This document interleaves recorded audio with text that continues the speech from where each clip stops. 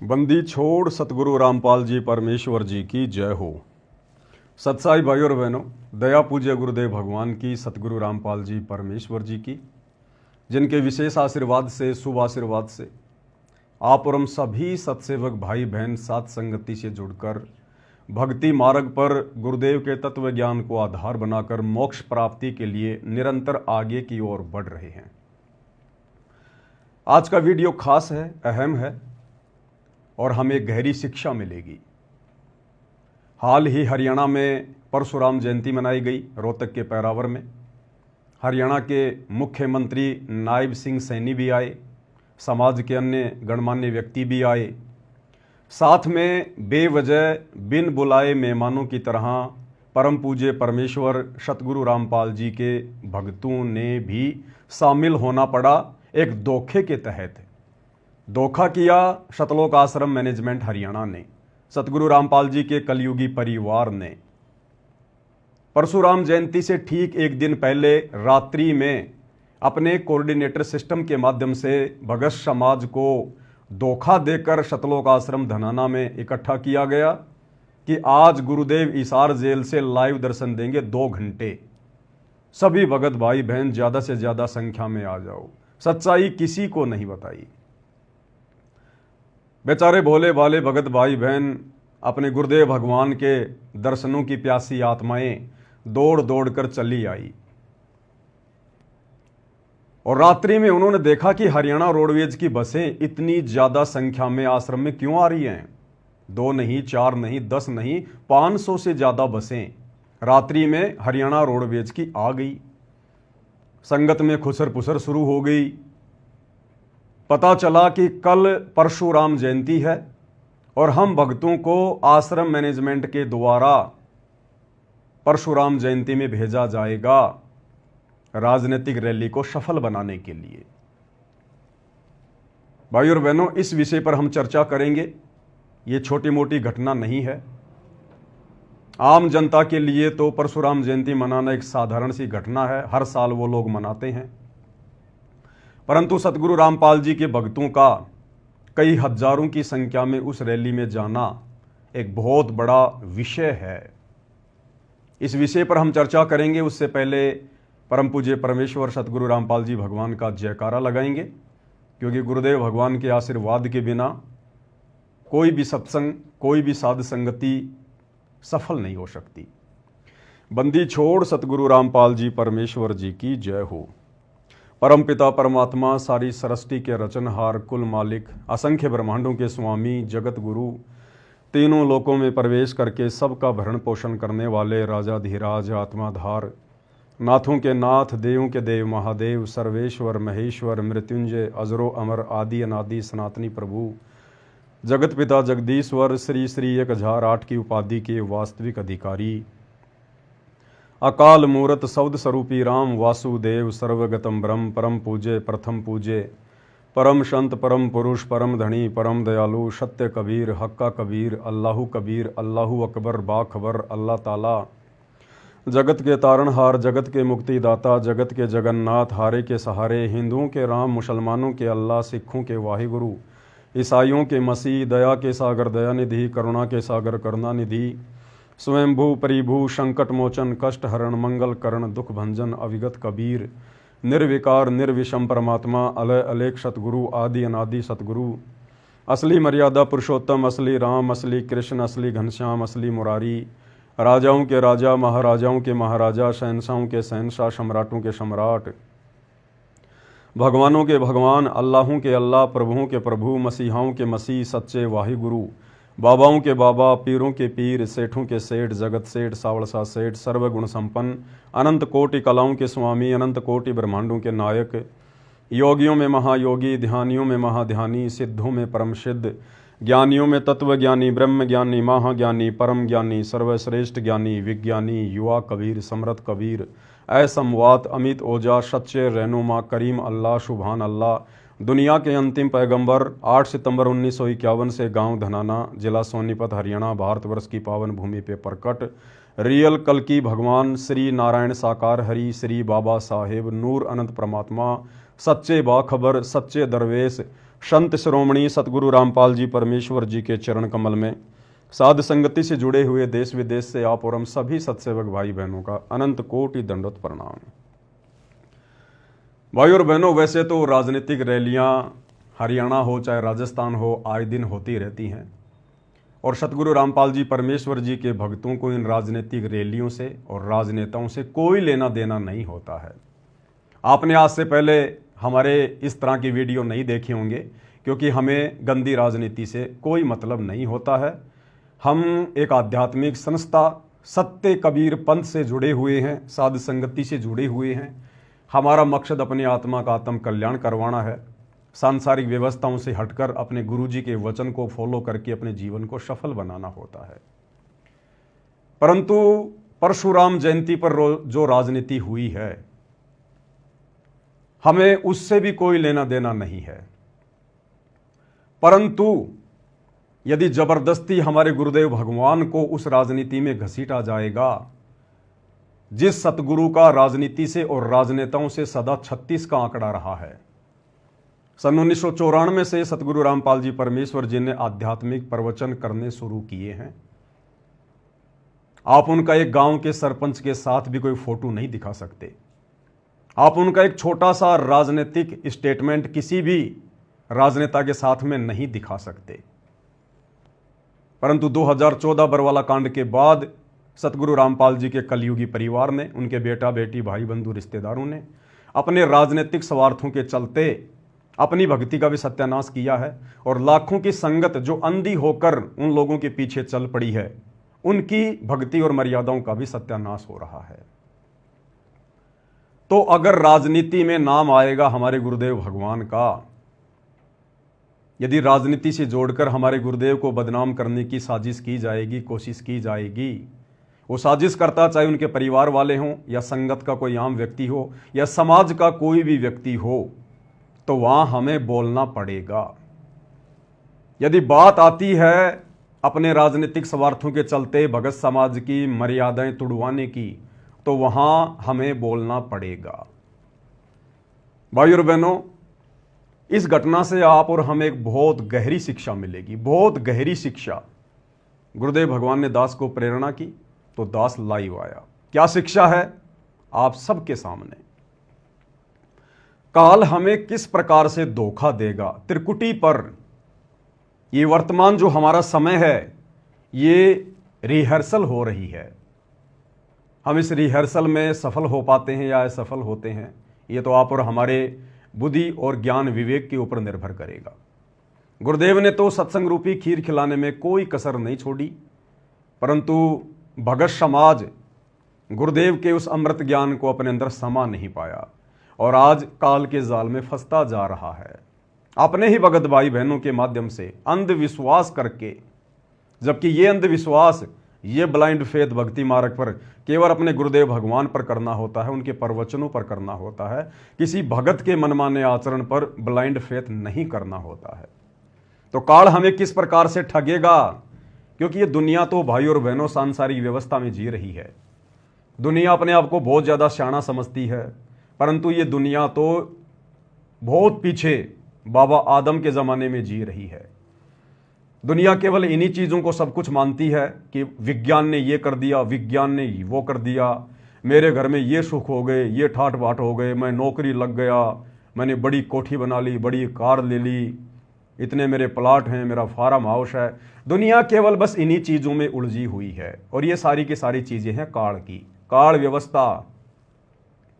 आप और हम भाई बहनों को परमेश्वर ने तत्व ज्ञान देकर, आध्यात्मिक ज्ञान देकर काल की इन झूठी व्यवस्थाओं से, झूठे सुखों से कैसे बाहर निकला जाए, कैसे आने वाले समय में 84 लाख योनियों में उठाने वाले कष्टों से बचा जाए और कैसे अपने इस जन्म को भी सफल बनाया जाए।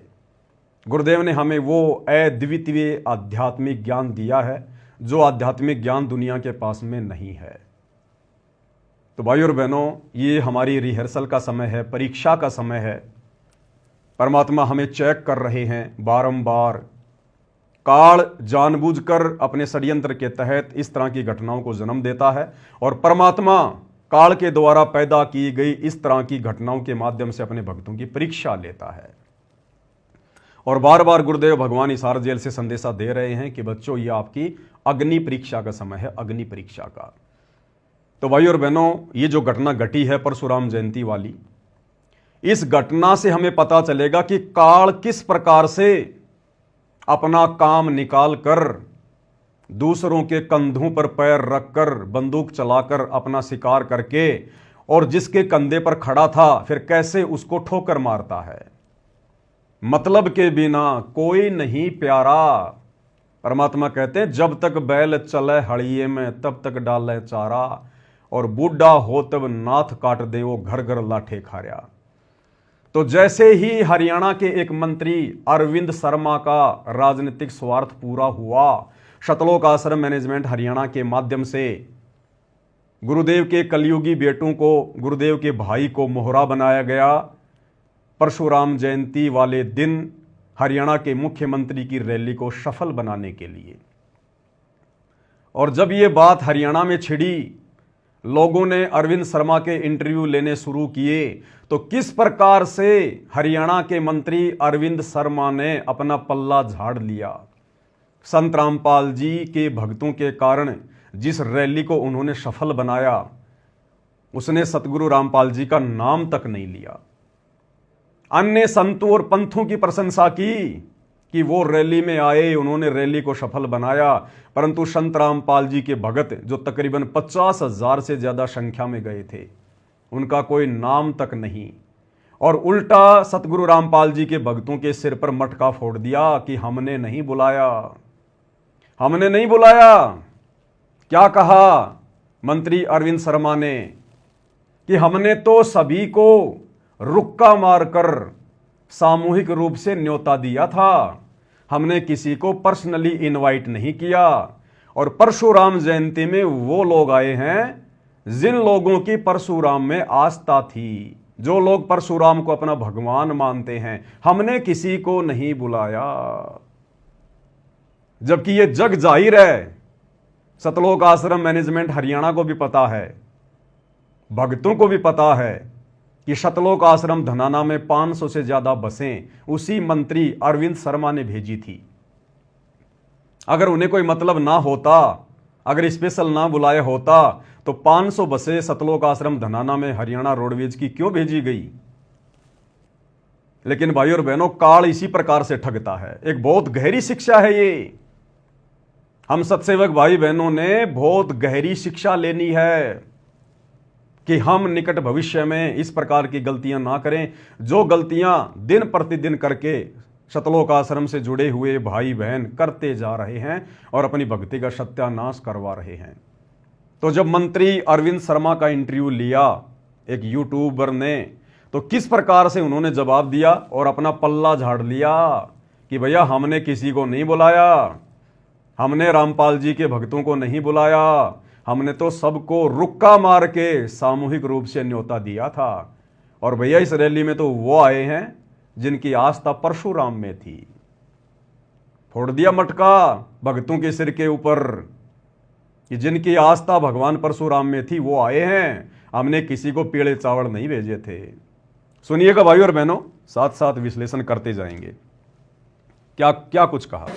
अपने बयानों को लेकर अक्सर चर्चा में रहने वाले cabinet minister doctor Arvind Sharma, पिछले दिनों परशुराम जयंती मनाई गई, कई विवाद उस पर भी उठे। डॉक्टर साहब हमारे साथ हैं, क्या विवाद थे, कैसा समारोह रहा। डॉक्टर साहब सबसे पहले तो आपका स्वागत है। बहुत बहुत धन्यवाद। राम राम, नमस्कार। पूरे प्रदेश भर से समाज के लोग आए थे परशुराम जयंती में, कुछ विवाद भी हुए थे कि पता नहीं किस किस को बुला लिया गया। देखिए ऐसा है, पूरे प्रदेश भर में समाज के साथ, विप्र समाज के साथ 36 बरादरी ने हिस्सा लिया, सभी ने हिस्सा लिया। और हमारा सबके साथ नौता किसके साथ है, नौता था कि भाई भगवान परशुराम, देखो आप अगर मुझे अपने घर बुलाओगे, अगर मेरा आपका मेल खाता है तो मैं घर जाऊंगा, नहीं मेल खाता तो मैं नहीं जाऊंगा। तो जो भगवान परशुराम में आस्था रखते थे, जो भी उनको मानते थे, उनकी विचारधारा से सहमत थे, उनमें आस्था रखते थे, उनको देशभक्त मानते थे, वो सारे के सारे आए। तो क्या कहा मंत्री जी ने? जब पूछा गया कि बहुत सारे लोगों को बुलाया गया, तो मंत्री जी ने अपना पल्ला झाड़ लिया कि हमने किसी को पीले चावल नहीं भेजे, हमने किसी को स्पेशल नहीं बुलाया, हमने तो सार्वजनिक तौर पर रुक्का मार के कहा था, और इस रैली में वो आए हैं जो हमारी विचारधारा से मेल खाते हैं। साफ साफ कह रहे हैं मंत्री जी कि अगर मुझे कोई बुलाएगा तो जाहिर सी बात है, यदि उसके और मेरे विचार मेल खा रहे हैं तो मैं जाऊंगा, अन्यथा नहीं जाऊंगा मैं। तो संत रामपाल जी के भक्तों के राजनेताओं से विचार मेल खाए तो वो आए रैली में धक्के खाने के लिए। और आगे मंत्री जी कह रहे हैं कि जिन लोगों की भगवान परशुराम में आस्था थी, जो लोग भगवान परशुराम को देश भगत मानते थे, वो लोग आए भाई। तो बताओ भोले भाले भक्तों, क्या आप लोगों की भगवान परशुराम में आस्था है क्या? अरे हम भक्तों की आस्था तो एकमात्र हमारे इष्ट देव सतगुरु रामपाल जी भगवान में है, केवल गुरुदेव परमात्मा में है। इसके अलावा यदि हमारी जरा भी आस्था श्रद्धा किसी अन्य में हो गई, देव महादेव में, सारी भक्ति का सत्यानाश हो जाएगा। तो मंत्री जी ने साफ साफ अपना पल्ला झाड़ लिया। ये काल इसी प्रकार से ठगता है, क्योंकि राजनीति काल व्यवस्था है। तो काल ने अपना काम भी निकाल लिया, राजनेताओं ने अपना स्वार्थ भी सिद्ध कर लिया, गुरुदेव के मंदबुद्धि लड़कों को मोहरा बनाकर, और भोली भाली संगत की मर्यादा भी तुड़वा दी गई परशुराम जयंती में भेजकर। और जब सारा काम हो गया, उसके बाद मंत्री जी आराम से बैठकर इंटरव्यू दे रहे हैं कि भैया जिसके विचार मेल खा रहे थे वो आया यहां, तो पर्सनली नहीं बुलाया किसी को भी, और जिन लोगों की आस्था भगवान परशुराम में थी यहां तो वो आए हैं। ये काल इस प्रकार से ठगता है भाई और बहनों, इस प्रकार से। इसलिए सतगुरु रामपाल जी भगवान हमें बार बार समझाते हैं कि बच्चों, काल व्यवस्था से पीछे हटो, संसार से पीछे हटो। ये राजनीति भक्ति मार्ग में नहीं चलती है, राजनीति काल व्यवस्था है। अगर आपने यहीं गधा कुत्ता सुअर बनना है, 84 लाख योनियों में भटकना है, तो करो जम के राजनीति भक्ति के साथ साथ, तुम्हें कौन रोकता है। तो शतलोक आश्रमों से जुड़े हुए भाई बहनों को विचार करना चाहिए, उनको सोचना चाहिए। पहली बात तो आप लोगों को सच्चाई नहीं बताई गई, आपकी पीठ में छुरा भोंका गया गुरुजी की आड़ में कि सभी भक्तों को 2 घंटे गुरुजी के दर्शन करवाएंगे लाइव हिसार जेल से वीडियो में। धोखे से आप लोगों को आश्रम में इकट्ठा किया गया, और उसके बाद में आप लोगों को रैली में भेज दिया गया। आप लोगों की मर्यादाएं टूटी हैं। अरे रिहर्सल चल रही है। गुरुदेव ने कहा बच्चों, जब तुम त्रिकुटी पर जाओगे तुम्हें पता थोड़ी चलेगा कि तुम त्रिकुटी पर आ गए। हो सकता है ये परशुराम जयंती में जाना हमारी त्रिकुटी वाली परीक्षा हो, और काल ने हमें ठग लिया। हमने विश्वास करना चाहिए था अपने गुरुदेव के वचनों पर, और संगत ने विश्वास कर लिया गुरुदेव के लड़कों पर जो कि पहले से काल प्रेरित हैं। ऐसा ही हम त्रिकुटी पर कर बैठेंगे, ऐसा ही हम त्रिकुटी पर कर बैठेंगे। ये काल वहां पर कोऑर्डिनेटर का रूप बना के आ जाएगा, गुरुजी के लड़कों का रूप बना के आ जाएगा, गुरुजी के भाई का रूप बना के आ जाएगा, और इसी प्रकार से तुम लोगों को गुरुजी के दर्शनों के बहाने अपने पीछे पीछे ले जाएगा और ठोक देगा किसी देव के लोक में या किसी नरक लोक में। फिर क्या करोगे? तुम कैसे सावधान हो सकते हो जब तुम यहीं पर सावधान नहीं हो रहे, जब तुम रिहर्सल में फेल हो रहे हो। अरे कोई खिलाड़ी होता है, कोई पहलवान होता है, उसको नेशनल स्तर पर या ओलंपिक में भेजने से पहले उसकी रिहर्सल होती है। तो ये हमारी रिहर्सल चल रही है कि हम त्रिकुटी की परीक्षा में पास होने के लायक हैं या नहीं हैं। तो भला हम कैसे पास हो सकते हैं त्रिकुटी की परीक्षा में? हमने विचार करना चाहिए था, हमने सवाल जवाब करना चाहिए था उन बसों में बैठने से पहले कि भैया हम लोग बसों में बैठने तो नहीं आए, हम तो गुरुदेव के दर्शनों के लिए आए थे। हमारा राजनीति से क्या लेना देना, हमारे गुरु का राजनीति से कोई लेना देना नहीं है। हमें क्यों भेजा जा रहा भाई? किसी ने कोई सवाल जवाब नहीं किया। इसका मतलब सब के सब भेड़ चाल में अंध भक्ति हो रही है, शतलोक आश्रमों में अंध भक्ति। और इसी बात की परीक्षा लेने के लिए और इसी प्रकार के उन कच्चे भक्तों को छांटने के लिए इस परमात्मा ने 2014 बरवाला कांड के माध्यम से अपने भक्तों की परीक्षा लेनी शुरू की। आज हिसार जेल में बैठकर वो परम शक्ति यही तो देख रही है कि मेरे कितने हैं और काल के कितने हैं।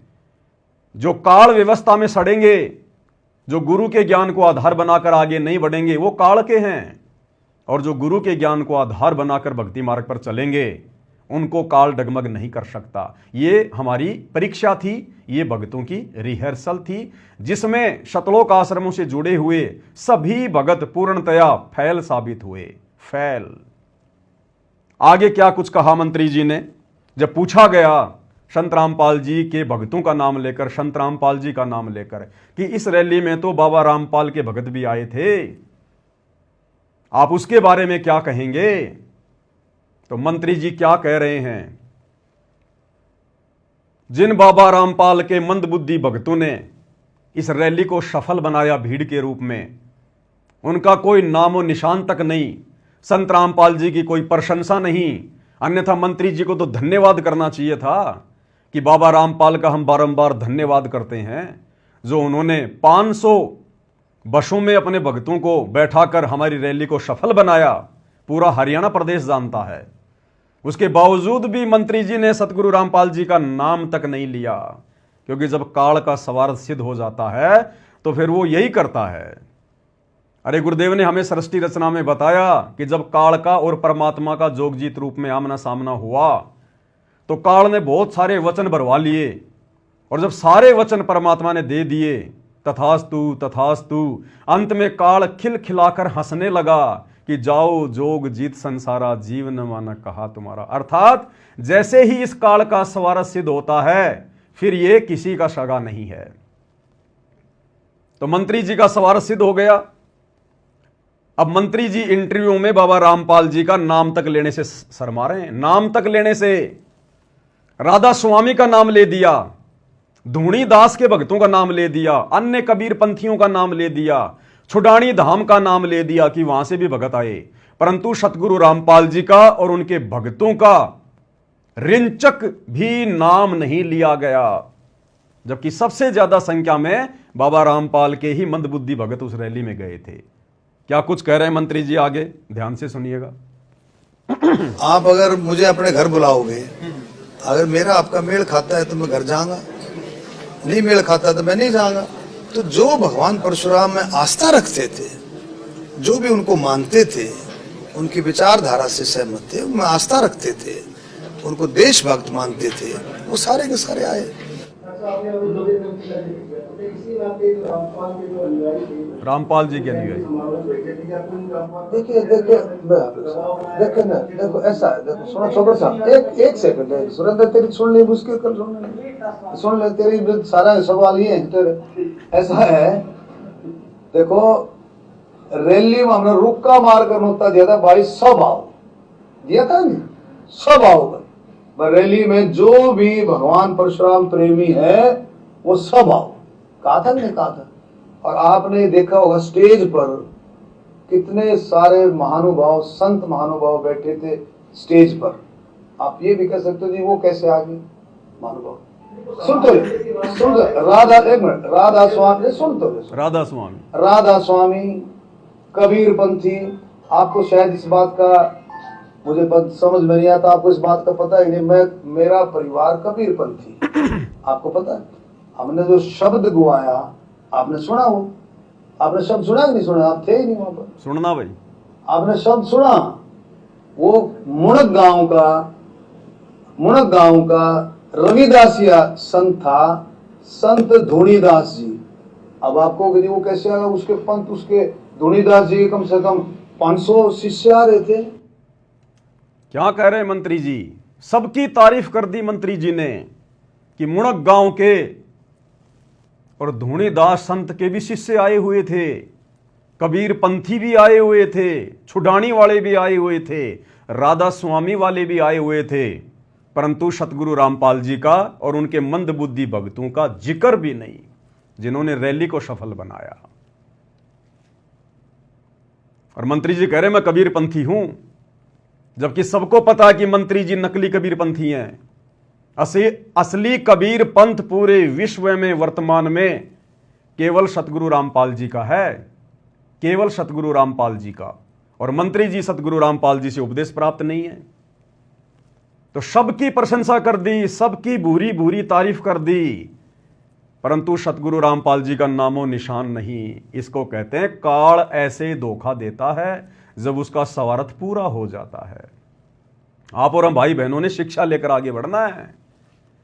ये संसार हमें कुछ नहीं देने वाला, ये राजनेता हमें कुछ नहीं देने वाले।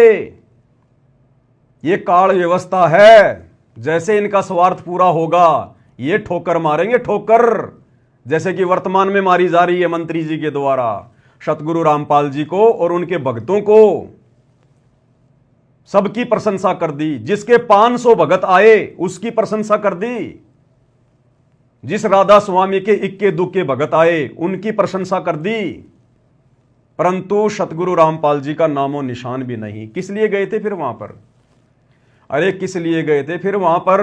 शुअर की तरह गटर में नाक रगड़ने के लिए गए थे क्या? क्यों इतनी मेहनत करी? 500 बसों में भगत बैठकर गए, रैली को सफल बनाया और तुम्हारा जिक्र तक नहीं।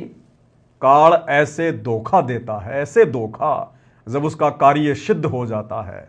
इसलिए गुरुदेव कहते हैं कि बच्चों ये किस ब्रह्मांड काल व्यवस्था है, इसमें मत सड़ना, किसी पर भी विश्वास मत करना अपने गुरु के अलावा, गुरु के वचनों के अलावा। और संगत अंधा विश्वास कर बैठी गुरु जी के परिवार पर, जो परिवार पहले से ही काल प्रेरित है। तो मंत्री जी ने सबका जिक्र किया, लेकिन सतगुरु रामपाल जी का कोई नामो निशान भी नहीं। आगे सुनिए क्या कह रहे हैं मंत्री जी, सुनते जाइए।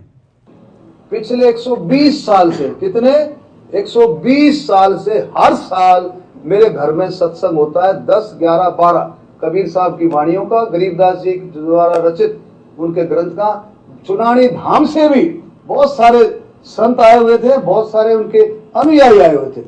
छुडानी धाम से भी बहुत सारे संत आए हुए थे, बहुत सारे उनके अनुयायी आए हुए थे, परंतु मंत्री जी के मुंह से एक बार भी नहीं निकला कि सतलोक आश्रम धनाना से भी 500 बसों में बैठकर कुछ भगत आए थे। 500 बसें, एक बस में अगर 50 भगत भी माने तो 500 बसों में 50,000 भगत हो गए। 50,000। विचारणीय विषय भाई और बहनों, कितना बड़ा धोखा भगत समाज के साथ किया गया है। अरे मंत्री प्रशंसा करे ना करे, हम कोई प्रशंसा के भूखे नहीं है, परंतु जो मर्यादा तुड़वा दी गई है काल ने धोखा देकर, उससे कैसे बचोगे? वो भरपाई कैसे होगी भाई और बहनों? उनकी तो भरपाई नहीं हो पाएगी। परंतु आप और हम सत्सेवक भाई बहन आगे के लिए और ज्यादा सावधान होते चले जाएंगे।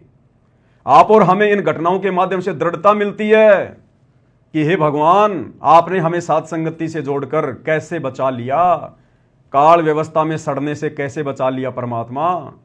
हम भी आप ही के भगत हैं। जो ज्ञान आपने उन आश्रम वालों को दिया वही ज्ञान हमें दिया, अलग से कोई कोचिंग या कोई ट्रेनिंग नहीं दी।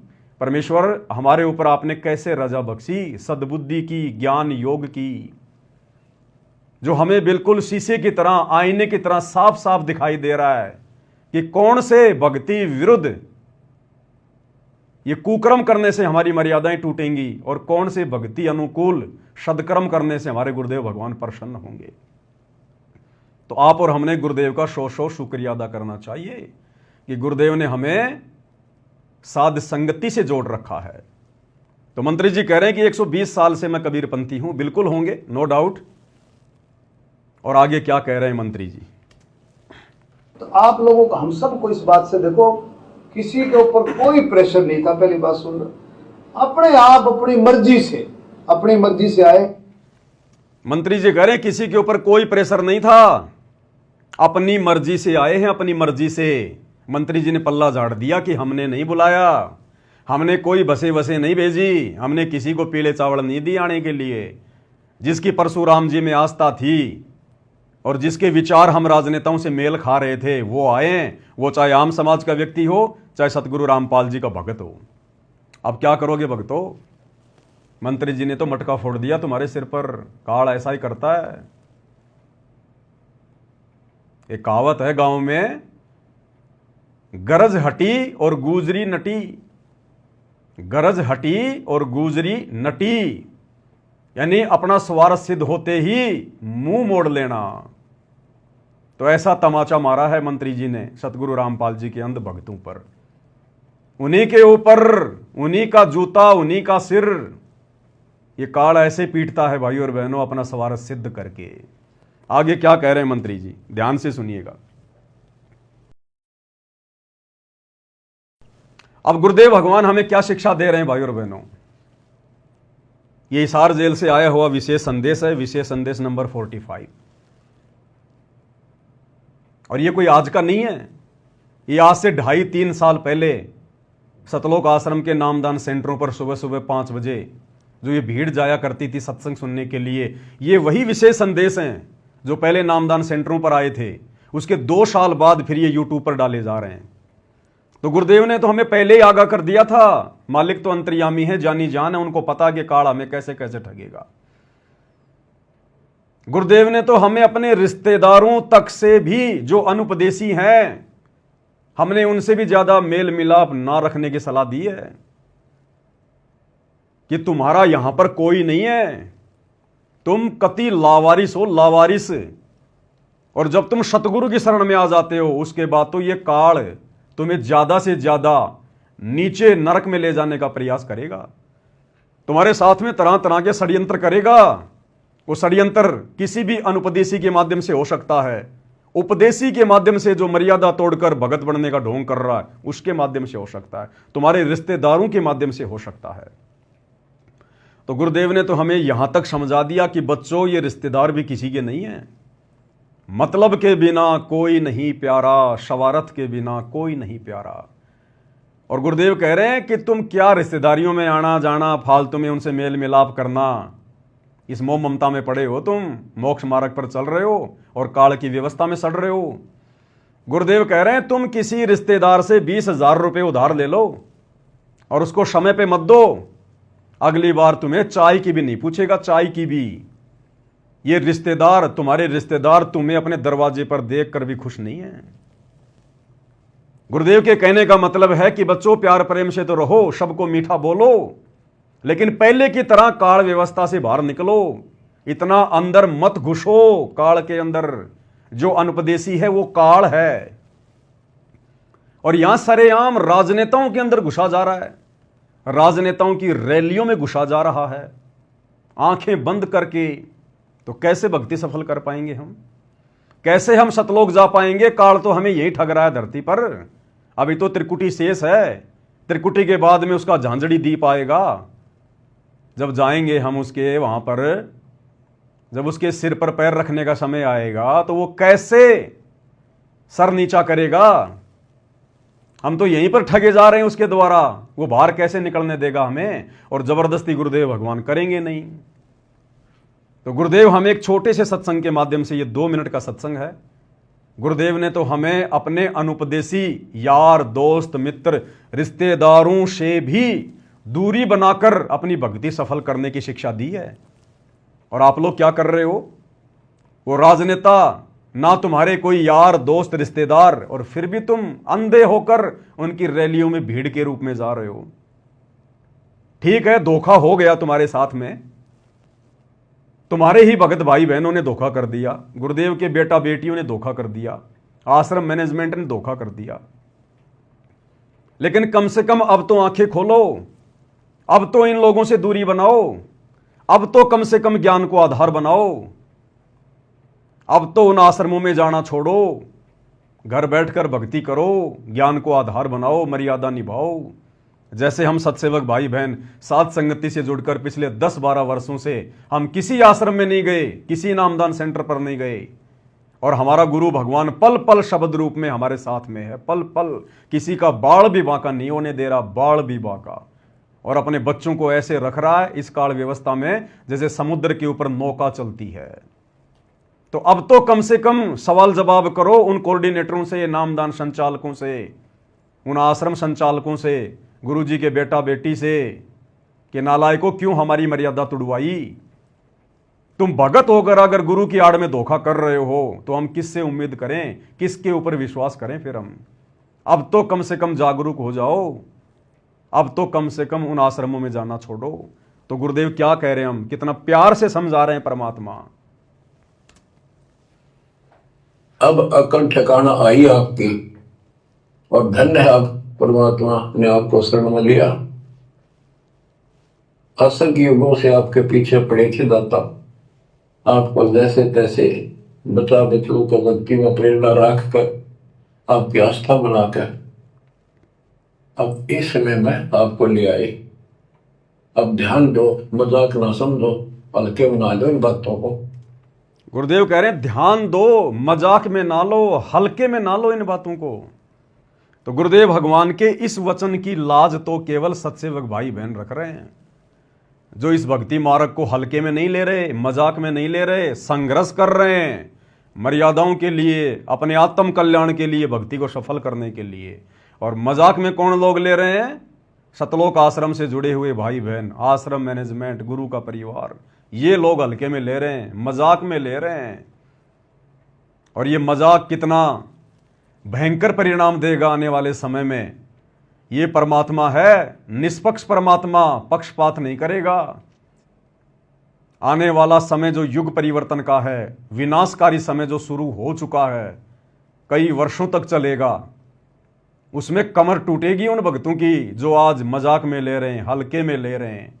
उस समय पता चलेगा मर्यादा में रहकर भक्ति करते हुए, संघर्ष करते हुए, भक्ति करने वालों के साथ में क्या, और ये राजनेताओं की रैलियों में भीड़ जमा करने वाले इनके साथ में क्या। उस समय पता चलेगा। फिर ये गुरुदेव भगवान अपनी तरफ से किसी प्रकार की कोई हेल्प नहीं करेगा। अगर तुम मर्यादा तोड़कर भक्ति करने वाले आश्रम से जुड़े हुए भाई बहनों की भी गुरु उस समय अगर रक्षा करेगा, मर्यादा करेगा, तो आने वाले समय में मर्यादाओं में रहकर कोई भक्ति करेगा ही नहीं। क्योंकि इतिहास तो साथ साथ बन रहा है ना। आज सतगुरु रामपाल जी की संगत में 2 पार्ट हो चुके हैं, सबको पता है, एक सात संगति और एक सतलोक आश्रम मैनेजमेंट।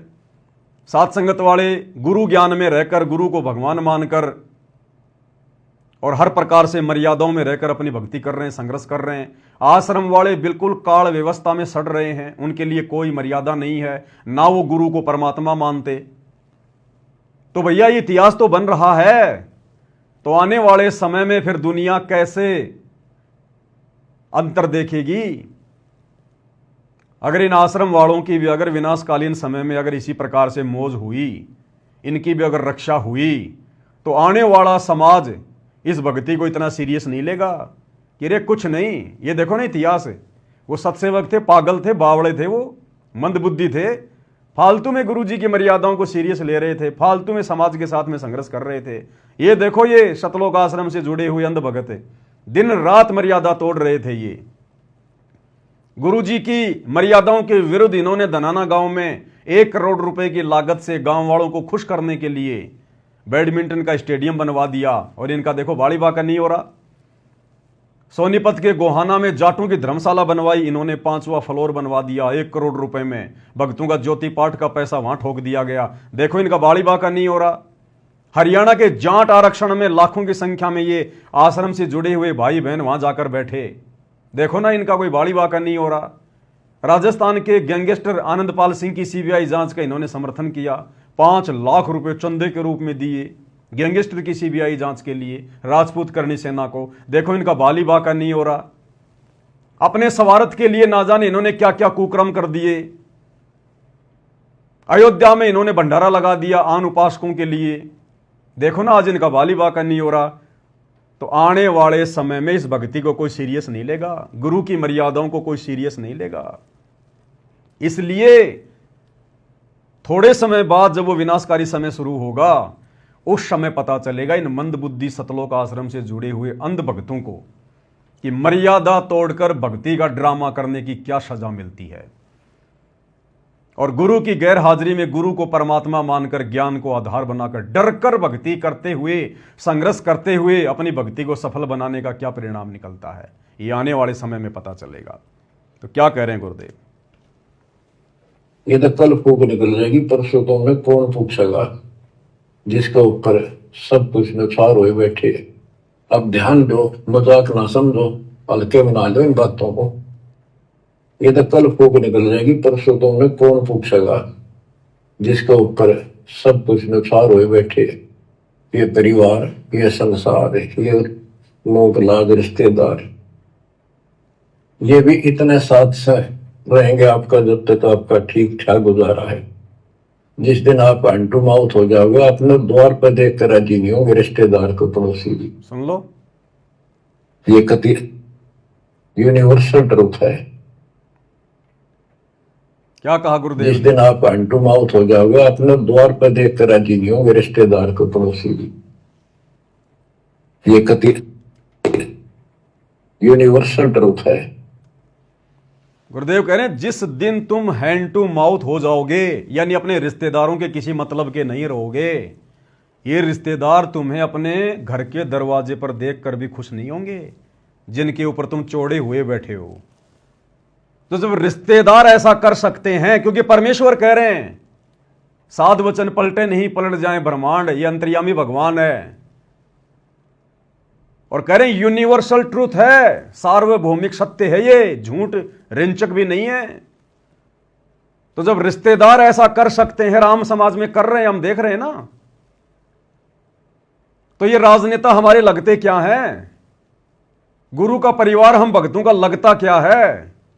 आज तुम इन आश्रमों में जा जाकर आर्थिक रूप से और शारीरिक रूप से इनका सहयोग कर रहे हो, इसलिए तुम्हें लड्डू जलेबी बर्फी खिला रहे हैं।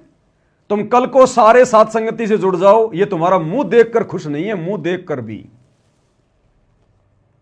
तो ये परमेश्वर कह रहे हैं कि जब तुम कल को हैंड टू माउथ हो जाओगे ना, ये तुम्हें अपने दरवाजे पर देखकर खुश नहीं होंगे।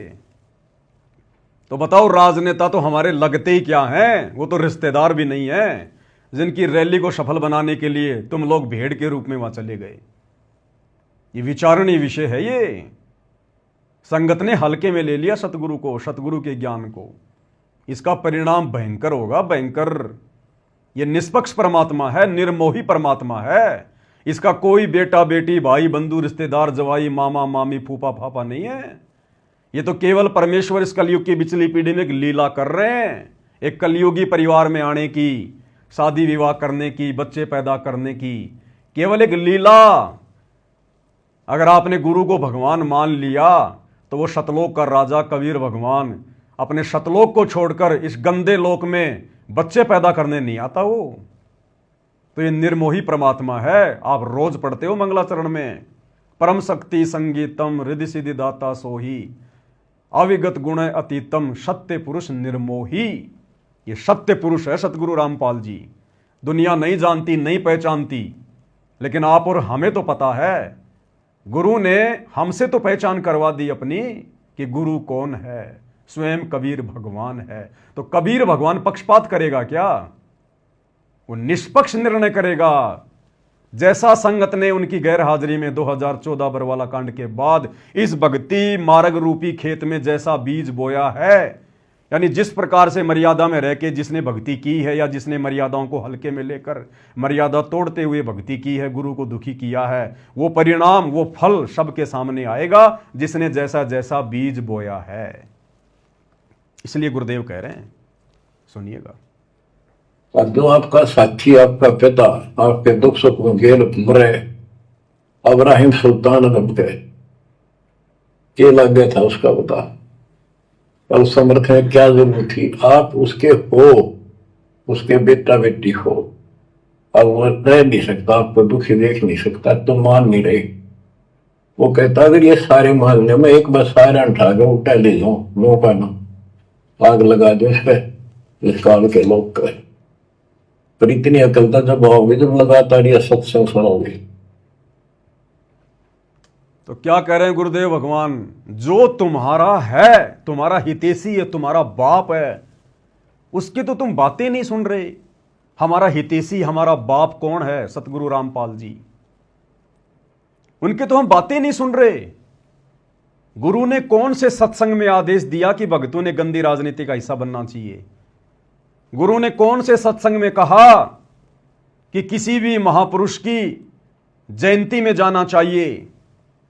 अरे गुरु ने हमारे से अपने जन्मदिन मनवाने छुड़वा दिए, अपने बाप दादाओं के मरण दिन मनवाना छुड़वा दिए, और हम परशुराम की जयंती में जा रहे हैं। जिनसे हम भक्तों का कोई लेना देना नहीं है। हम गुरु की बात कहां मान रहे हैं? जो हमारा है उसके साथ तो हम मजाक कर रहे हैं, गुरु के वचनों को तो हम हल्के में ले रहे हैं। और जो हमारे नहीं हैं, ये राजनेता हमारे नहीं हैं, ये किसी के नहीं हैं, केवल अपने स्वार्थों के हैं। देखते नहीं बड़े बड़े राजनेता पार्टियां चेंज कर लेते हैं, पार्टियां। जब ये अपनी खुद की पार्टी के नहीं होते तो आप भगतों के क्या होंगे? तुम भगत तो उनके किसी मतलब के भी नहीं। तो जो हमारा है, जो हमारे लिए मर मिट रहा है, 10 साल से 12 साल से हिसार जेल में बैठकर संघर्ष कर रहा है, 30 साल से सत्संग कर करके हमें समझाया, उसकी हम एक भी नहीं मान रहे। और जो शौपन में हमारे नहीं हो सकते ये राजनेता जगत वाले, उनके पीछे आंखें बंद करके दौड़ रहे हैं हम, उनकी रैलियों को सफल बना रहे हैं, उनकी जयंतियों में जा रहे हैं हम। तो भाई और बहनों, विचार करना पड़ेगा, विचार, अन्यथा यह काल बहुत भयंकर तरीके से ठग रहा है वर्तमान में संगत को। और ये परीक्षा चल रही है। परमात्मा हिसार जेल में बैठकर, वे हिसार की छोटी जेल में बैठकर आप और हम 21 ब्रह्मांड रूपी इस बड़ी जेल में बैठे हुए कैदियों की रहनी करनी देख रहा है। कितने मेरे हैं और कितने काल के हैं, कितने मुझे समझ पाए, मेरे प्रवचनों को समझ पाए, मेरे वचन पर चल रहे हैं, और कितने भक्ति मार्ग को हल्के में ले रहे हैं, मजाक में ले रहे हैं। अरे मजाक में ले रहे हैं तभी तो गुरु कह रहा है कि हल्के में मत लो, मजाक में मत लो। इसका मतलब संगत मजाक में ले रही है। और आए दिन इन घटनाओं के माध्यम से संगत ये प्रमाण भी दे रही है। राजनेताओं की रैलियों में जाकर, परशुराम की जयंती में जाकर, स्टेडियम बनाकर, धर्मशालाएं बनवाकर, गुंडों की सीबीआई जांच का समर्थन करके, अयोध्या में भंडारा लगा के, अन्य तरह तरह के कुकर्म करके, भक्ति विरुद्ध कर्म करके, संगत साथ में प्रमाण भी दे रही है कि गुरुजी हम कच्चा पक्का काम नहीं करते। ये ना सोच लेना कि हम लोग ऐसे वैसे हल्के में ले रहे हैं, हम तो परमाणु के साथ में हल्के में ले रहे हैं आपको और आपके ज्ञान को। इन घटनाओं के माध्यम से संगत गुरुजी को सबूत भी दे रही है, जो सबूत सात संगति के माध्यम से फिर आप लोगों को दिखाए जाते हैं, बताए जाते हैं। और इन्हीं सबूतों के आधार से, इन्हीं वीडियोज के आधार से आने वाले समय में भगत समाज में गुरुदेव के कलयुगी परिवार को, उनके बेटा बेटी, भाई बंधु, रिश्तेदारों को, इन कोऑर्डिनेटरों को, नामदान संचालकों को, आश्रम संचालकों को, जो एक ही थाली के चट्टे बट्टे हैं, मर्यादा तोड़कर काल की गोद में बैठे हैं, संगत की मर्यादा तोड़वा रहे हैं, आने वाले इतिहास में इनके वंशजों तक को बोलने नहीं दिया जाएगा। इतना बड़ा दाग इन लोगों ने अपने गुरु के साथ में गद्दारी करके अपने ऊपर लगवा लिया है। आने वाले इतिहास में इनको बोलने नहीं दिया जाएगा। बोलने आगे मंत्री जी क्या कुछ और कह रहे हैं, ध्यान से सुनिएगा। आपने उसका शब्द सुना ही नहीं जो धुनीदास ने कहा। अगर आप वो शब्द सुन लेते तो आपका ये बात क्या नहीं होती। होले सुहागण सुरता त्यार, मालिक घर जाना से। अरे होले ने होले सुरता त्यार, मालिक घर जाना से। नाले धोले ओढ़ पैर लेकर 16 श्रृंगार। इस गहरा समझना, इसका शब्द का मतलब समझना। नाले धोले ओढ़ पैर लेकर 16 श्रृंगार। राज नहीं तो खड़के परसों आएंगे तेरे लेवनहार, मालिक घर जाना से। ये शब्द किसने गाया? ये धुनीदास जी ने, कबीरपंथी। अरे मंत्री जी एक बार बोल देते।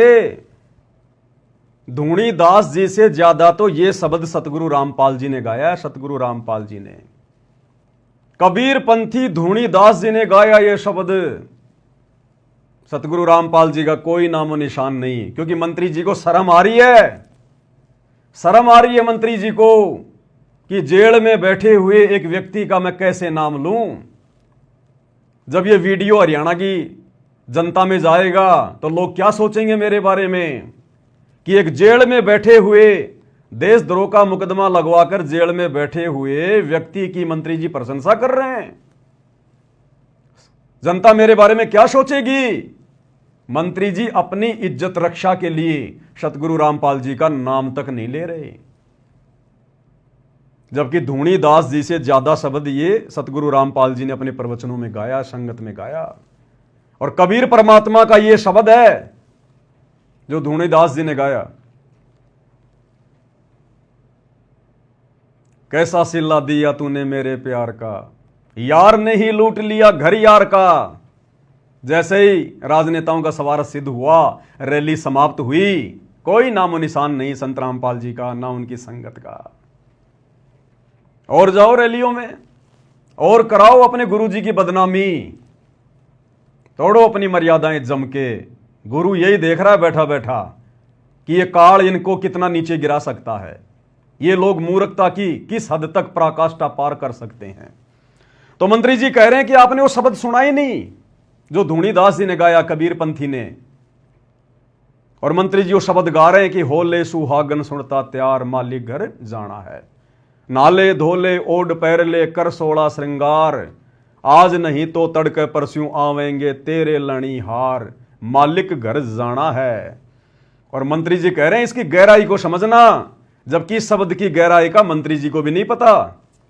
अगर इस शब्द की गहराई का मंत्री जी को पता होता तो मंत्री पद को 2 मिनट में ठोकर मार देते, 2 मिनट में, और भक्ति मार्ग में आ जाते, यथार्थ कबीर पंथ में।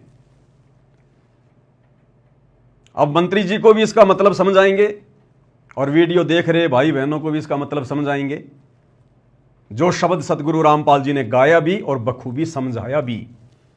तो गुरुदेव के आशीर्वाद से ये पवित्र पुस्तक छपी है, सतगुरु शब्द महिमा संग्रह। इसमें लगभग गुरुदेव के ज़्यादातर शब्दों को संग्रहित किया गया है। तो गुरुदेव की महिमा करते हैं। मंत्री जी ने हमें एक मौका दे दिया, क्योंकि मंत्री जी तो सामने वाले को इस शब्द का अर्थ समझा नहीं पाए, लेकिन आप और हम सतगुरु रामपाल जी के भक्तों को जिस प्रकार से गुरुदेव ने समझाया है, हम समझाने का प्रयास करेंगे। बंदी छोड़ सतगुरु रामपाल जी परमेश्वर जी की जय हो। होले सुहागण सुरता त्यार, मालिक घर जाना है तू तो, होले सुहागण सुरता त्यार, मालिक घर जाना है तेरा, सुन शिखर भर तार, मालिक घर जाना है तेरा, सुन शिखर भर तार, मालिक घर जाना है। परमात्मा आत्मा को जगा रहे हैं, आत्मा को चेता रहे हैं कि हे प्यारी आत्मा, तुझे असंख्य जन्म हो गए इस काल की गंदी राजनीति में, गंदी व्यवस्था में सड़ते हुए। कितनी बार तू राजा बना, महाराजा बना, देव पद को प्राप्त हुआ, ब्रह्मा विष्णु महेश तक के पद भी तूने प्राप्त किए हैं। तू सुरग भी गया, महासुरग भी गया, उसके बाद इस काल ने तेरे को 184 में गधा कुत्ता सुअर भी बनाया। करोड़ों जन्म तेरे राजा के हुए, कोटि जन्म तू राजा की न मिटी न मन की आशा, भिक्षुक होकर दर दर घूम लिया, मिला ना निर्गुण राशा। अर्थात ये आत्मा युगों युगों से हर प्रकार से दुखी हो चुकी है, भक्ति कर करके, तपस्याएं कर करके, हर प्रकार के यत्न किए परमात्मा प्राप्ति के लिए, लेकिन वो परमात्मा नहीं मिला। और जब वो परमात्मा आता है गुरु रूप में, सतगुरु रूप में, उस समय परमात्मा ज्ञान देता है, तत्व ज्ञान देता है, सृष्टि रचना बताता है, शास्त्रों का निष्कर्ष निकाल के बताता है। और उसके बाद गुरुदेव फिर उन आत्माओं को कहता है कि होले सुहागण सुरता त्यार, सुरता यानी आत्मा, कि इतने वचन सुनकर, इतने प्रवचन सुनकर, इतना ज्ञान लेकर, इस काल के दुखों से परिचित होकर, हे आत्मा अब तो तू तैयार हो जा उस मालिक के घर चलने के लिए, सतलोक चलने के लिए। तेरा भरतार, तेरा पति, आत्मा का पति परमेश्वर कबीर साहेब, जो वर्तमान में सतगुरु रामपाल जी के रूप में धरती पर प्रकट हैं, परमेश्वर कह रहे हैं तेरा पति गुरु रूप में भूमिका करते हैं परमात्मा अपने आप को छुपाते हुए, और कह रहे हैं तेरा पति, तेरा परमेश्वर सुन शिखर में, सबसे ऊपर टॉप मोस्ट पैलेस पर, सतलोक में बैठा है वो कबीर परमात्मा सिंहासन पर। चल मेरे साथ में, वहां जी भर के उसके दर्शन करना, उसकी सेवा करना, अखंड सुख भोगना सतलोक में। वहां ना गधा बनना, ना कुत्ता बनना, ना सुअर बनना, ना कोई राजनेता बनना, ना कोई रैलियों की चिंता, कोई टेंशन नहीं वहां पर। तो आत्मा को जगा रहे हैं। होले सुहागण सुरता त्यार, मालिक घर जाना है तू तो। होले सुहागण सुरता त्यार, मालिक घर जाना है तेरा। सुन शिखर भर तार, मालिक घर जाना है। अब आगे जो लाइन मंत्री जी ने गा के सुनाई लेकिन अर्थ नहीं बताया। नाले धोले ओढ़ पैर लेकर 16 श्रृंगार, नाले धोले ओढ़ पैर लेकर 16 श्रृंगार। आज नहीं तो तड़के परस्यों आवेंगे तेरे लैनी यार, मालिक घर जाना है तू तो। होले सुहागण सुरता त्यार, मालिक घर जाना है तेरा। सुन शिखर भर तार, मालिक घर जाना है। क्या कह रहे हैं परमात्मा? नाले धोले ओढ़ पैर ले। अब ये नहाना क्या है? गुरुदेव ने बताया, सत्संग रूपी सरोवर में नहा ले डुबकी लगा लगा के। सत्संग के प्रवचन सुनकर अपना सारा मैल साफ कर ले। नाले धोले, धोले यानी अपनी आत्मा के उन मैल को साफ कर ले। अपने पाप कर्मों को सच्चे सतगुरु से नाम लेकर उन सारे पाप कर्मों को साफ कर ले। आत्मा की गंदगी को हटा ले जो जंग की तरह जमी हुई है असंख्य युगों से। नाले धोले ओढ़ पैर ले। ओढ़ना और पैरना क्या है? ओढ़ना और पैरना ये सील, संतोष, विवेक, दया, अक्षमा, परमेश्वर कहते हैं इन सबको अपने ऊपर धारण कर। नाले धोले ओढ़ पैर ले कर 16 श्रृंगार। ये नकली हार श्रृंगार को त्याग दे, ये किसी काम का नहीं है। जब तक ये 20-30 साल की जवानी है तब तक ये सजना सवरना, हार श्रृंगार करना, सोना चांदी अच्छा लगता है। उसके बाद में कुछ नहीं। शीशे में मुंह देखना भी बूढ़ा आदमी, बूढ़ी औरत पसंद नहीं करती। तो परमात्मा कहते हैं ये तो नकली जवानी है और ये नकली हार श्रृंगार हैं। इन नकली हार श्रृंगार को छोड़ दे, भक्तों को शोभा नहीं देते। साधु सोई जो सीधा चाल है। और मालिक कह रहे हैं नाले धोले ओढ़ पैर लेकर 16 श्रृंगार। आत्मा के 16 श्रृंगार, आत्मा के 16 आभूषण जिनके बारे में दुनिया जानती भी नहीं है। लेकिन ये आत्मा के 16 श्रृंगार, 16 आभूषण आत्मा उस समय धारण कर पाएगी जब ये नकली हार श्रृंगार को उतारेगी। सोने चांदी, आर्टिफिशियल ये ज्वेलरी वगैरह को पहनना छोड़ेगी। अरे परमेश्वर ने हमें इतना सुंदर मनुष्य शरीर दिया है, जिसका जैसा संस्कार था वैसा उसका रंग रूप है। परमेश्वर ने कोई कमी बना के हमें मां के गर्भ से बाहर भेजा है क्या? जो हम गहने वाने पहन के, बिंदी सिंदूर लगा के, मेकअप माकअप करके हम और ज्यादा सुंदर दिखने की चाहत में घूमते रहते हैं। क्या भगवान ने मां के पेट में हमारे को बनाते समय, इस चोले को बनाते समय कोई कमी छोड़ दी क्या? क्या हम भगवान से भी ज्यादा समझदार हैं क्या? अगर नाक में ये नथ पहनने से और गले में हार पहनने से, माथे पर बिंदी लगाने से, सिंदूर लगाने से, कान में यदि सोने चांदी के वो कुंडल पहनने से अगर ज्यादा सुंदर लगते हैं तो भगवान मां के गर्भ में एक एक छेद निकाल के भेज देता। वो परमात्मा तो सोने चांदी के आभूषण भी लगा के भेज देता मां के गर्भ से। महाभारत के युद्ध में आपने कर्ण को तो देखा होगा, सोने का कवच था उसका, सोने का कवच, पैदाइशी सोने के कुंडल थे उसके, पैदाइशी। क्या परमात्मा आप और हमारे लगा के नहीं भेज सकता था? लेकिन हम बिना ज्ञान के, बिना आध्यात्मिक ज्ञान के, परमात्मा के द्वारा जो रचना की गई है स्त्री या पुरुष की मां के गर्भ में, हम उसमें छेड़खानी करते हैं। नाक में छेद निकलवा लिया, कान में निकलवा लिया, तरह तरह के आभूषण धारण कर लिए। ये परमेश्वर की बेइज्जती करना है कि आपको ढंग से मूर्ति बनानी नहीं आई मां के गर्भ में, आपने सुंदर बना के नहीं भेजा। सुंदर तो अब लगेंगे हम ये काल के नकली आभूषण पहन के।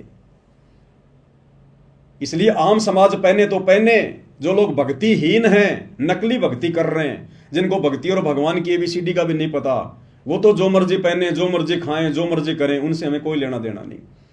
लेकिन जब ये आत्मा सतगुरु की शरण में आ जाती है, जैसे आज धरती पर एकमात्र सतगुरु रामपाल जी, इनकी शरण में आने के बाद फिर हमने नकली आभूषणों को त्यागना पड़ेगा। आत्मा को शब्द के माध्यम से चेता रहे गुरुदेव कि नहा ले, धो ले, ओढ़ पैर ले, कि सत्संग रूपी सरोवर में डुबकी लगा लगा के नहा ले, मल मल के अपना मैल उतार ले। और कल 16 श्रृंगार, अब आत्मा के 16 श्रृंगार कौन से हैं जिनको धारण किए बिना हम अपने सतगुरु को प्यारे नहीं लगेंगे। जैसे आम समाज में स्त्री तरह तरह के श्रृंगार करती है, किस लिए? ताकि मैं अपने पति देव को सुंदर लगूं। इसी प्रकार आत्मा के 16 श्रृंगार भगत ने करने पड़ेंगे, जो 16 श्रृंगार हमें गुरुदेव ने दिए हैं, जो बताए हैं। ये सात संगति का लोगो जो इस लैपटॉप के पीछे लगा हुआ आप जी देख रहे हैं, पीले कलर का, और इस पुस्तक के पीछे भी ये लोगो लगा हुआ है। इस लोगो में 16 श्रृंगार लिखे हुए हैं आत्मा के। और गुरुदेव ने कबीर सागर का सरलार्थ करते समय स्पष्ट रूप से लिख दिया कि जब तक आप मेरे से उपदेश लेकर इन तमाम आत्मा के श्रृंगारों को पूर्णतया अपने ऊपर धारण नहीं करोगे, आप मोक्ष प्राप्ति के योग्य नहीं हो सकते। तो कौन से 16 श्रृंगार हैं? मंत्री जी तो जानते भी नहीं उनके बारे में, जो गुरुदेव ने बताए। सबसे पहला, भक्ति कर निज जीव उबारे, यानी सतगुरु से नाम दीक्षा लेकर ज्ञान को आधार बनाकर भगत का एक ही टारगेट होना चाहिए कि किस प्रकार से मेरा आत्म कल्याण हो, मेरे जीव का कल्याण हो, मैं 84 लाख योनियों में जाने से बचूं। सबसे पहला आभूषण भगत की ये सोच होनी चाहिए, भगत का ये टारगेट होना चाहिए कि भक्ति कर निज जीव उबारे। परमात्मा कहते हैं आत्म प्राण उद्धार ही और धर्म नहीं कोई। अपनी आत्मा का उद्धार करवा ले, इससे बढ़कर दुनिया में कोई धर्म नहीं। दूसरा, ज्ञान को आधार बनाकर जो सतगुरु हमें ज्ञान देते हैं, जो तत्व ज्ञान देते हैं, निष्कर्ष निकालकर यथार्थ ज्ञान, सत्य ज्ञान, उस ज्ञान को आधार बनाकर, यानी उस ज्ञान के ऊपर अमल करके हम भक्ति सफल कर सकते हैं। विवेक, अब ये विवेक लगाने की बात थी। ये जब भगत समाज को आश्रम में बुलाया गया और उसके बाद जब 500 बसें आई, उन बसों में उनको बैठकर रोहतक के पैरावर में परशुराम जयंती में जाने के लिए कहा गया, तो उस समय भक्तों ने अपना विवेक लगाना चाहिए था कि भाई हम तो गुरु जी के दर्शनों के लिए आए थे, हमें वहां पर क्यों भेजा जा रहा है, हमारा क्या लेना देना मंत्री जी की रैलियों से। हम इतनी दूर से चलकर यहां पर मंत्री जी की रैली को सफल बनाने आए हैं क्या? परशुराम जी की जयंती से हमें क्या लेना देना? हमारे क्या लगे परशुराम जी? जिन लोगों के लगे वो अपना मनाए। जब दुनिया वाले हमारे गुरु जी का प्रकट दिवस मनाने के लिए आश्रम में नहीं आ रहे, तो हम परशुराम जी की जयंती मनाने क्यों जाएं भाई? तो यहां पर भक्तों ने विवेक का इस्तेमाल करना चाहिए था, लेकिन नहीं किया। चौथा, सत्य, भगत को हमेशा सत्य भाषण करना चाहिए। सत्य बोलने में जो भी कठिनाई आती है, गुरुदेव ने बताया, भगत का तप बनता, तप भक्ति बनती है। तो भगत ने हमेशा सत्य भाषण करना चाहिए। शांति निज धर्मा, भगत ने अपने जीवन में शांति को लाना चाहिए। हड़बड़ाहट में नहीं जीना चाहिए, जल्दबाजी में फैसले नहीं लेने चाहिए, शांति रखनी चाहिए। भगत ने अपने गुरुदेव पर विश्वास करके कि मैं बिल्कुल पावरफुल हाथों में हूं, सतगुरु के हाथों में आ गया, मैं तो सतगुरु की जो है वो कठपुतली हूं, मेरा तो आत्म कल्याण निश्चित है, मेरा अब कुछ नहीं बिगड़ सकता, काल का विधान मेरे ऊपर लागू नहीं है जब तक मैं गुरु की मर्यादा में रह के भक्ति करूंगा। तो इन सारी बातों को सोचकर भगत ने अपने जीवन में शांति लानी चाहिए कि मेरा तो आत्म कल्याण निश्चित है। जब भगत को ये पूरी तरह से कन्फर्म हो जाएगा कि मेरा आत्म कल्याण निश्चित है, तो फिर चिंता किस बात की होगी, फिर टेंशन किस बात की होगी।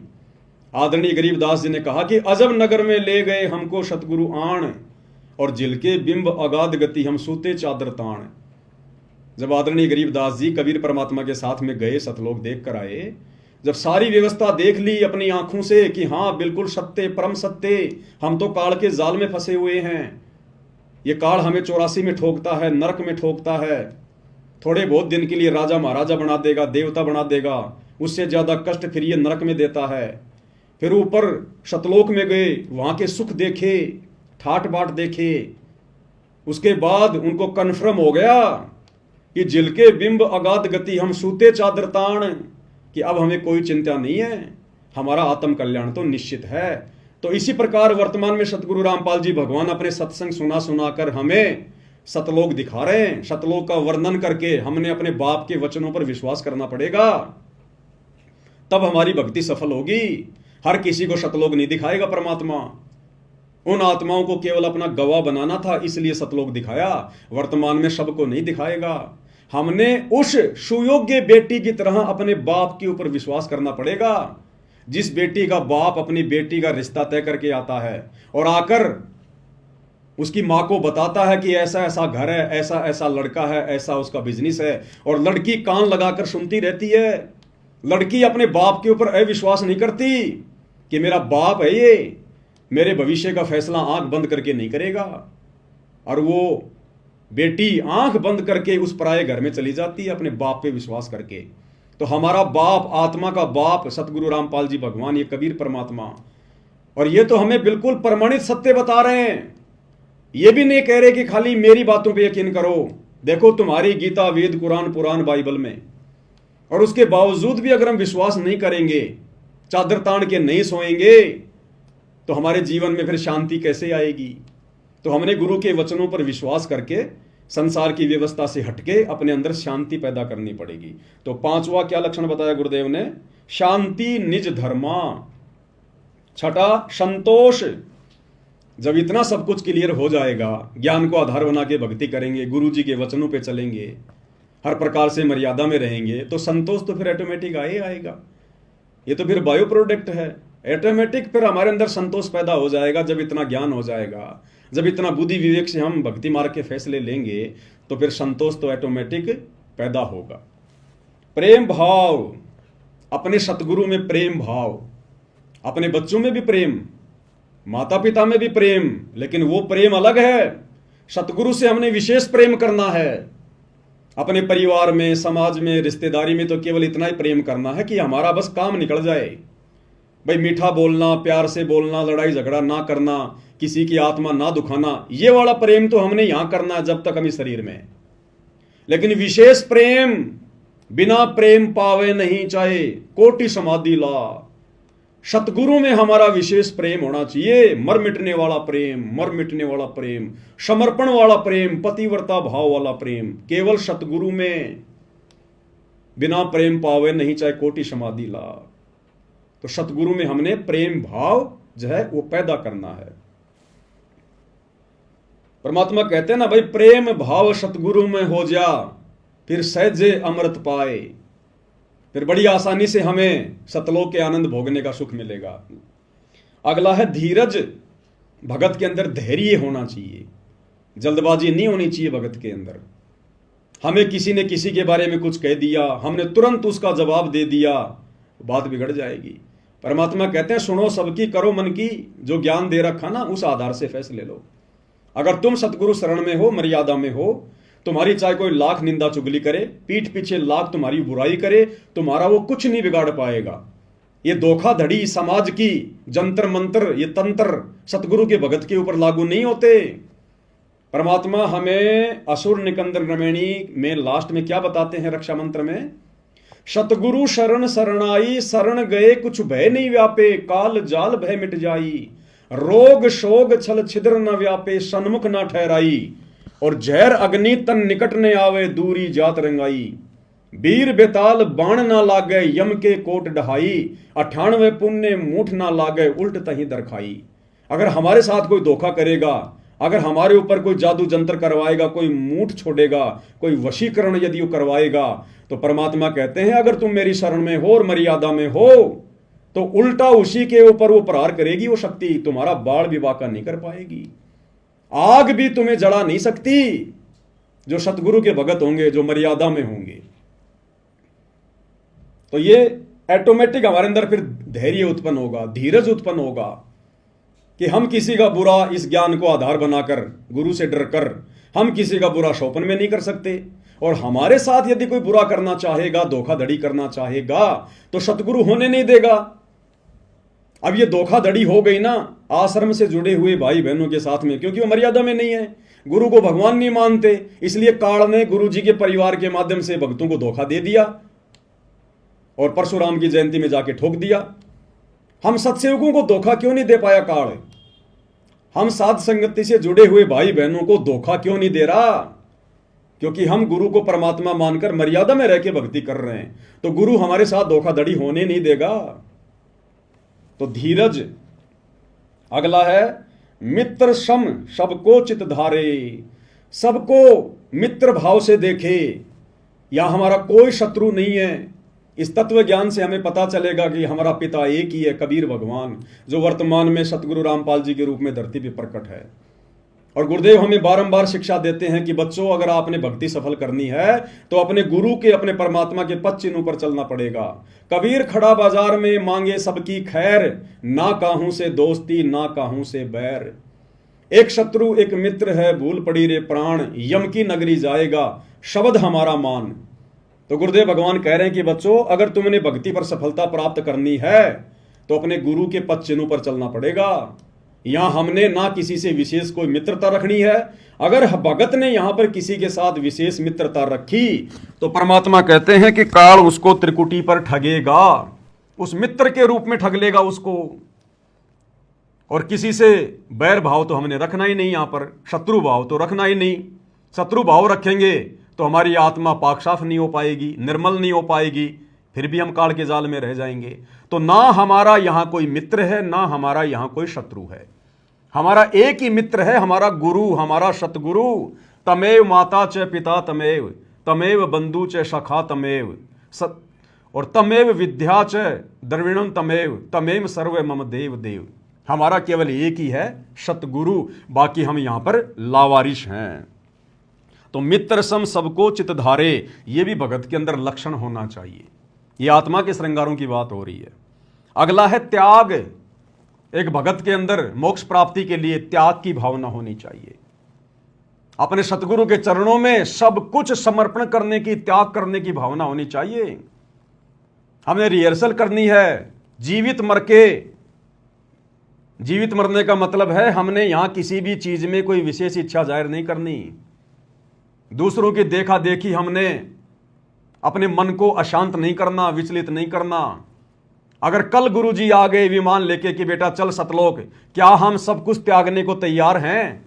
क्या हमें इस कदर ज्ञान हो चुका है कि हम इस काल की नश्वर संपत्ति को अपना नहीं मान रहे? हम एक पल में सब कुछ छोड़ने को तैयार हैं या नहीं है? तो हमने रिहर्सल करनी है ये गुरु के सत्संग सुनकर, ज्ञान को आधार बनाकर, साध संगति के माध्यम से, कि ना जाने मेरा लेने वाला, मेरा लणीहार वो कब आ जाए और मुझे उसके साथ में चलना पड़ जाए। जब लड़की का लणीहार आ जाता है उसको लेने के लिए और वो लड़की सब कुछ छोड़ छाड़ देती है 2 मिनट में, लेके अपना बक्सा और अपने पति के साथ में चल पड़ती है। जिस माँ बाप ने उस लड़के को 20 साल तक पाला पोसा, उसकी जरूरतों को पूरा किया, अब उस लड़के का विशेष प्रेम अपने पति में बन गया। पति में, उस पति के लिए अपने माँ बाप के घर को भी छोड़ देगी, अपने सास ससुर को भी छोड़ देगी। जब न्यारे होते हैं, 2 भाई अलग अलग होते हैं, तो 2 मिनट में वो लड़की सबको छोड़ छाड़ के और अपने पति की तरफ जाके खड़ी हो जाती है। तो इस काल लोक को जो गुरुदेव ने दिखा दिया, बता दिया, ये खोकापुर झूठा लोक, हर चीज नश्वर, ये नष्ट होता है। असंख्यों बार यहां पर महाप्रलय हो चुकी है, सब कुछ नष्ट हो जाता है, मिट्टी मिट्टी हो जाता है। फिर यहां हमारा है क्या? तो गुरुदेव कह रहे हैं आपके अंदर इतनी त्याग की भावना होनी चाहिए, इतनी प्रबल, कि मेरे गुरु के एक इशारे पर सब कुछ छोड़ छाड़ के, आत्मा से छोड़ना पड़ेगा, शरीर से नहीं। शरीर से तो सबका ही छूटता है मरने के बाद में।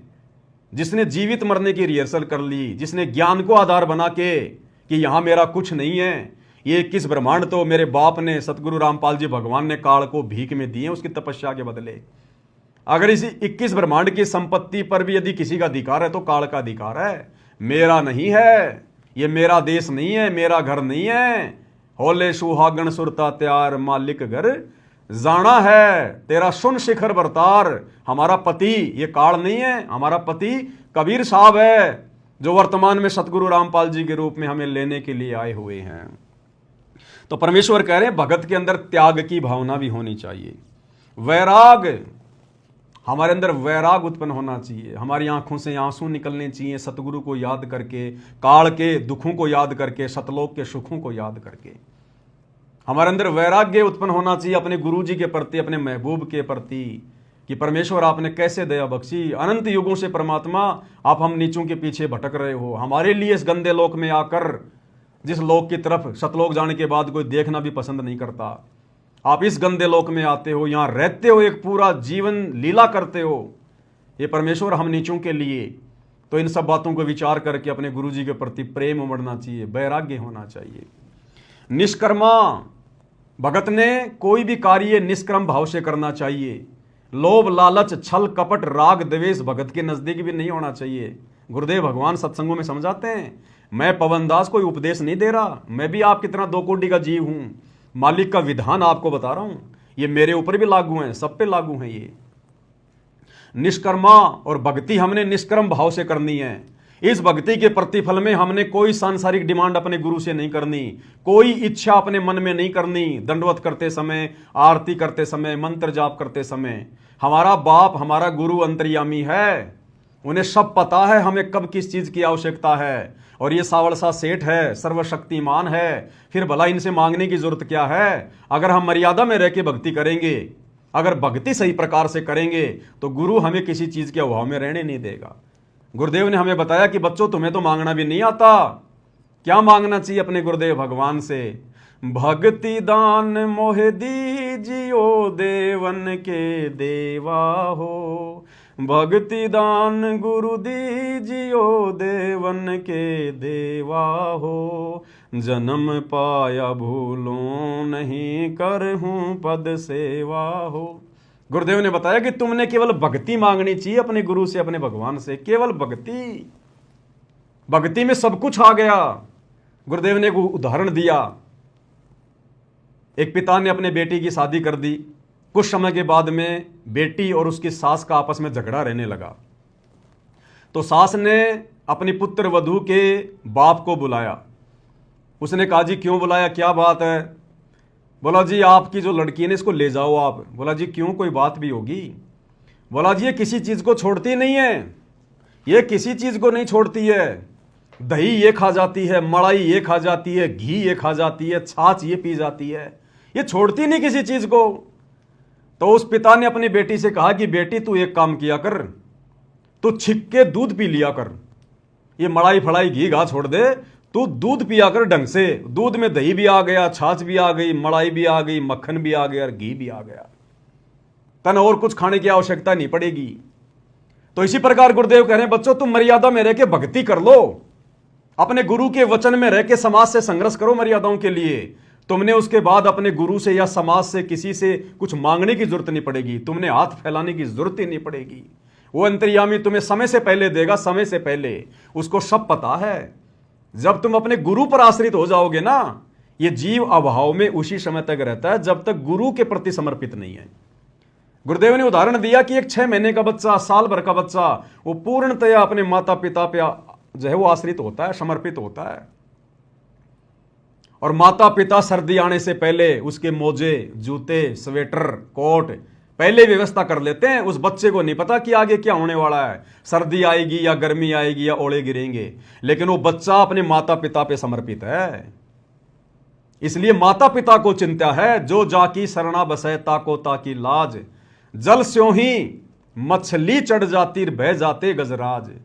तो जब हम अपने गुरुदेव पर आश्रित हो जाएंगे पूर्णतया, फिर देखना ये परमात्मा खुले हाथ से हमें इस गंदे लोक के सुख भी भुगवाएगा। तो हमने केवल भक्ति मांगनी है परमात्मा से, और निष्क्रम भाव से भक्ति करनी है, कोई डिमांड नहीं करनी हमने गुरुदेव से। परमात्मा कहते हैं जब लग भक्ति सह कामना तब लग निष्फल सेव, और कहे कबीर वे क्यों मिले निष्कामी निज देव। जब लग भक्ति सह कामना, जब तक आप इस सतगुरु की भक्ति को मन में किसी प्रकार की डिमांड या इच्छा रख के करते हो, तब लग निष्फल सेव, तुम्हारी पूजा तुम्हारी भक्ति निष्फल है, बेकार है। और कहे कबीर वे क्यों मिले निष्कामी निजदेव, वो परमात्मा तो निष्काम भक्ति करने वालों को प्राप्त होता है, तुम्हें क्यों मिलेगा। तो निष्कर्म भाव से हमने भक्ति करनी है। निर्दोषा धोखा रहित, भगत ने किसी के साथ सौपन में भी धोखा करना तो दूर सोचना भी नहीं है, क्योंकि भगत अगर धोखा करेगा तो आत्मा निर्मल कैसे होगी, सतगुरु प्रसन्न कैसे होगा जो घट में बैठा हुआ है। गंदी जगह में तो फिर सतगुरु बैठेगा ही नहीं, और सतगुरु यदि घट से बाहर निकल गया तो दूसरा कौन है फिर, काल, वो आ बैठेगा, सारे उल्टे काम होंगे फिर। तो निर्दोषा यानी धोखा रहित होना चाहिए भगत को। परमात्मा कहते हैं कबीरा आप ठगाइए और न ठगिए कोई, अरे आप ठगाए सुख होता है, औरों को ठगे दुख होए। अगर हमारे साथ कोई धोखाधड़ी करके हमारे साथ धोखा कर रहा है तो उसमें हमने संतोष करना चाहिए, कोई बात नहीं भाई, परमात्मा और देगा, समर्थ मेरे साथ में है, कोई चीज की कोई कमी नहीं है।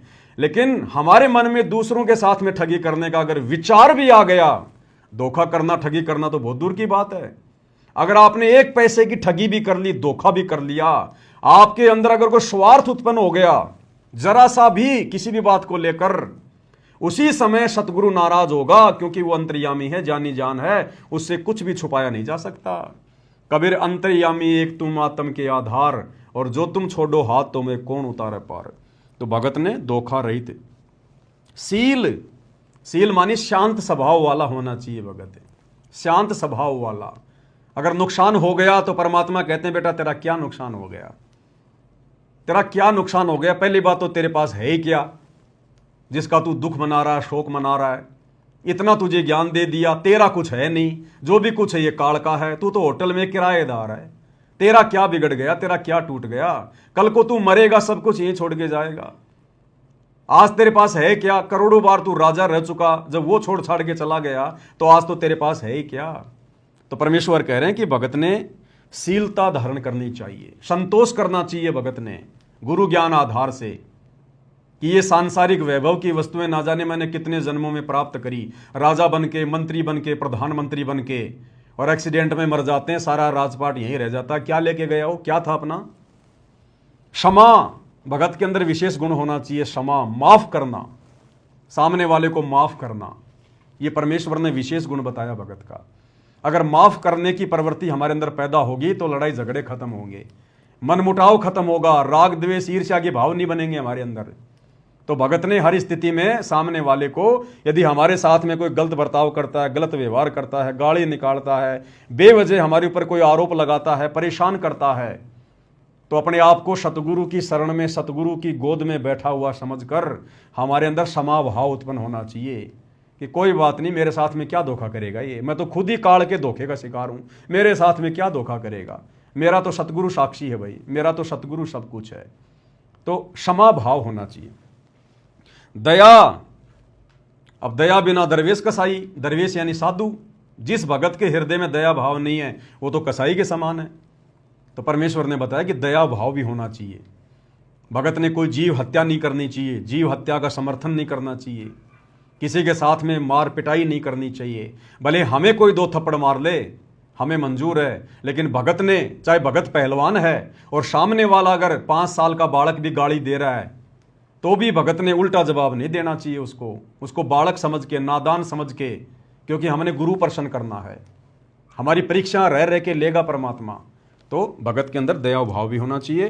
तो ये 16 आभूषण बताए परमेश्वर ने इस शब्द में कि नाले धोले ओढ़ पैर लेकर 16 श्रृंगार, और आज नहीं तो तड़के परस्यों आवेंगे तेरे लणियार, होले सुहागण सुरता त्यार, मालिक घर जाना है। अब मंत्री जी ने तो 2 लाइन बोल के छोड़ दिया और कह रहे हैं कि आप इसकी गहराई में जाओ, शब्द क्या कह रहा है। अब मंत्री जी को पता हो तब समझ आए ना। अगली लाइन में क्या कहा परमेश्वर ने, नाले धोले ओढ़ पैर लेकर 16 श्रृंगार, नाले धोले ओढ़ पैर लेकर 16 श्रृंगार, आज नहीं तो तड़के परस्यों आवेंगे तेरे लैनी यार, मालिक घर जाना है तू तो होले सुहागण सुरता त्यार, मालिक घर जाना है तेरा, सुन शिखर भर तार, मालिक घर जाना है। क्या कह रहे हैं? आज नहीं तो तड़के परस्यों आवेंगे तेरे लणिहार। परमेश्वर कह रहे हैं समय रहते सत्संग रूपी सरोवर में नाले, मलमल के आत्मा के पाप कर्म धोले, आत्मा को 16 श्रृंगारों से सुसज्जित करके सतगुरु को प्रसन्न कर ले। अगर तूने ये काम समय रहते नहीं किया तो आज नहीं तो तड़के परस्यों आवेंगे तेरे लेवनहार। वो यम के दूत आएंगे फिर हाथों में लेके लठ, तेरे शरीर से आत्मा निकालने के लिए। वो तेरे लणियार हैं, वो फिर तुझे लेने आएंगे, मार मार के लेके जाएंगे तांबे की धरती पे, गरम धरती पे तेरे को पैदल लेके जाएंगे सोट मारते हुए। पानी मांगेगा तेरे लठ मारेंगे, भोजन मांगेगा तेरे लठ मारेंगे। तो कहते हैं या तो समय रहते सतगुरु की शरण में आकर भक्ति कर ले, ये गंदी राजनीति छोड़ दे, भक्ति का पाठ पढ़ ले, सतगुरु को प्रसन्न कर ले, अन्यथा वो यम के दूत तैयार खड़े हैं, तैयार तेरी दुर्गति करके लेके जाएंगे, दुर्गति करके। अगली लाइन में क्या बताया परमेश्वर ने? तेरे साथ की ये कितनी जाली, तू क्यों लारी वार। तेरे साथ की ये कितनी जाली, तू क्यों लारी वार। गुड़िया खेलत जन्म गवाया, लाया ये नहीं विचार। मालिक घर जाना है तू तो होले सुहागण सुरता त्यार। मालिक घर जाना है तेरा, सुन शिखर भर तार। मालिक घर जाना है। कितनी प्यारी व्याख्या करके बताई है गुरुदेव भगवान ने।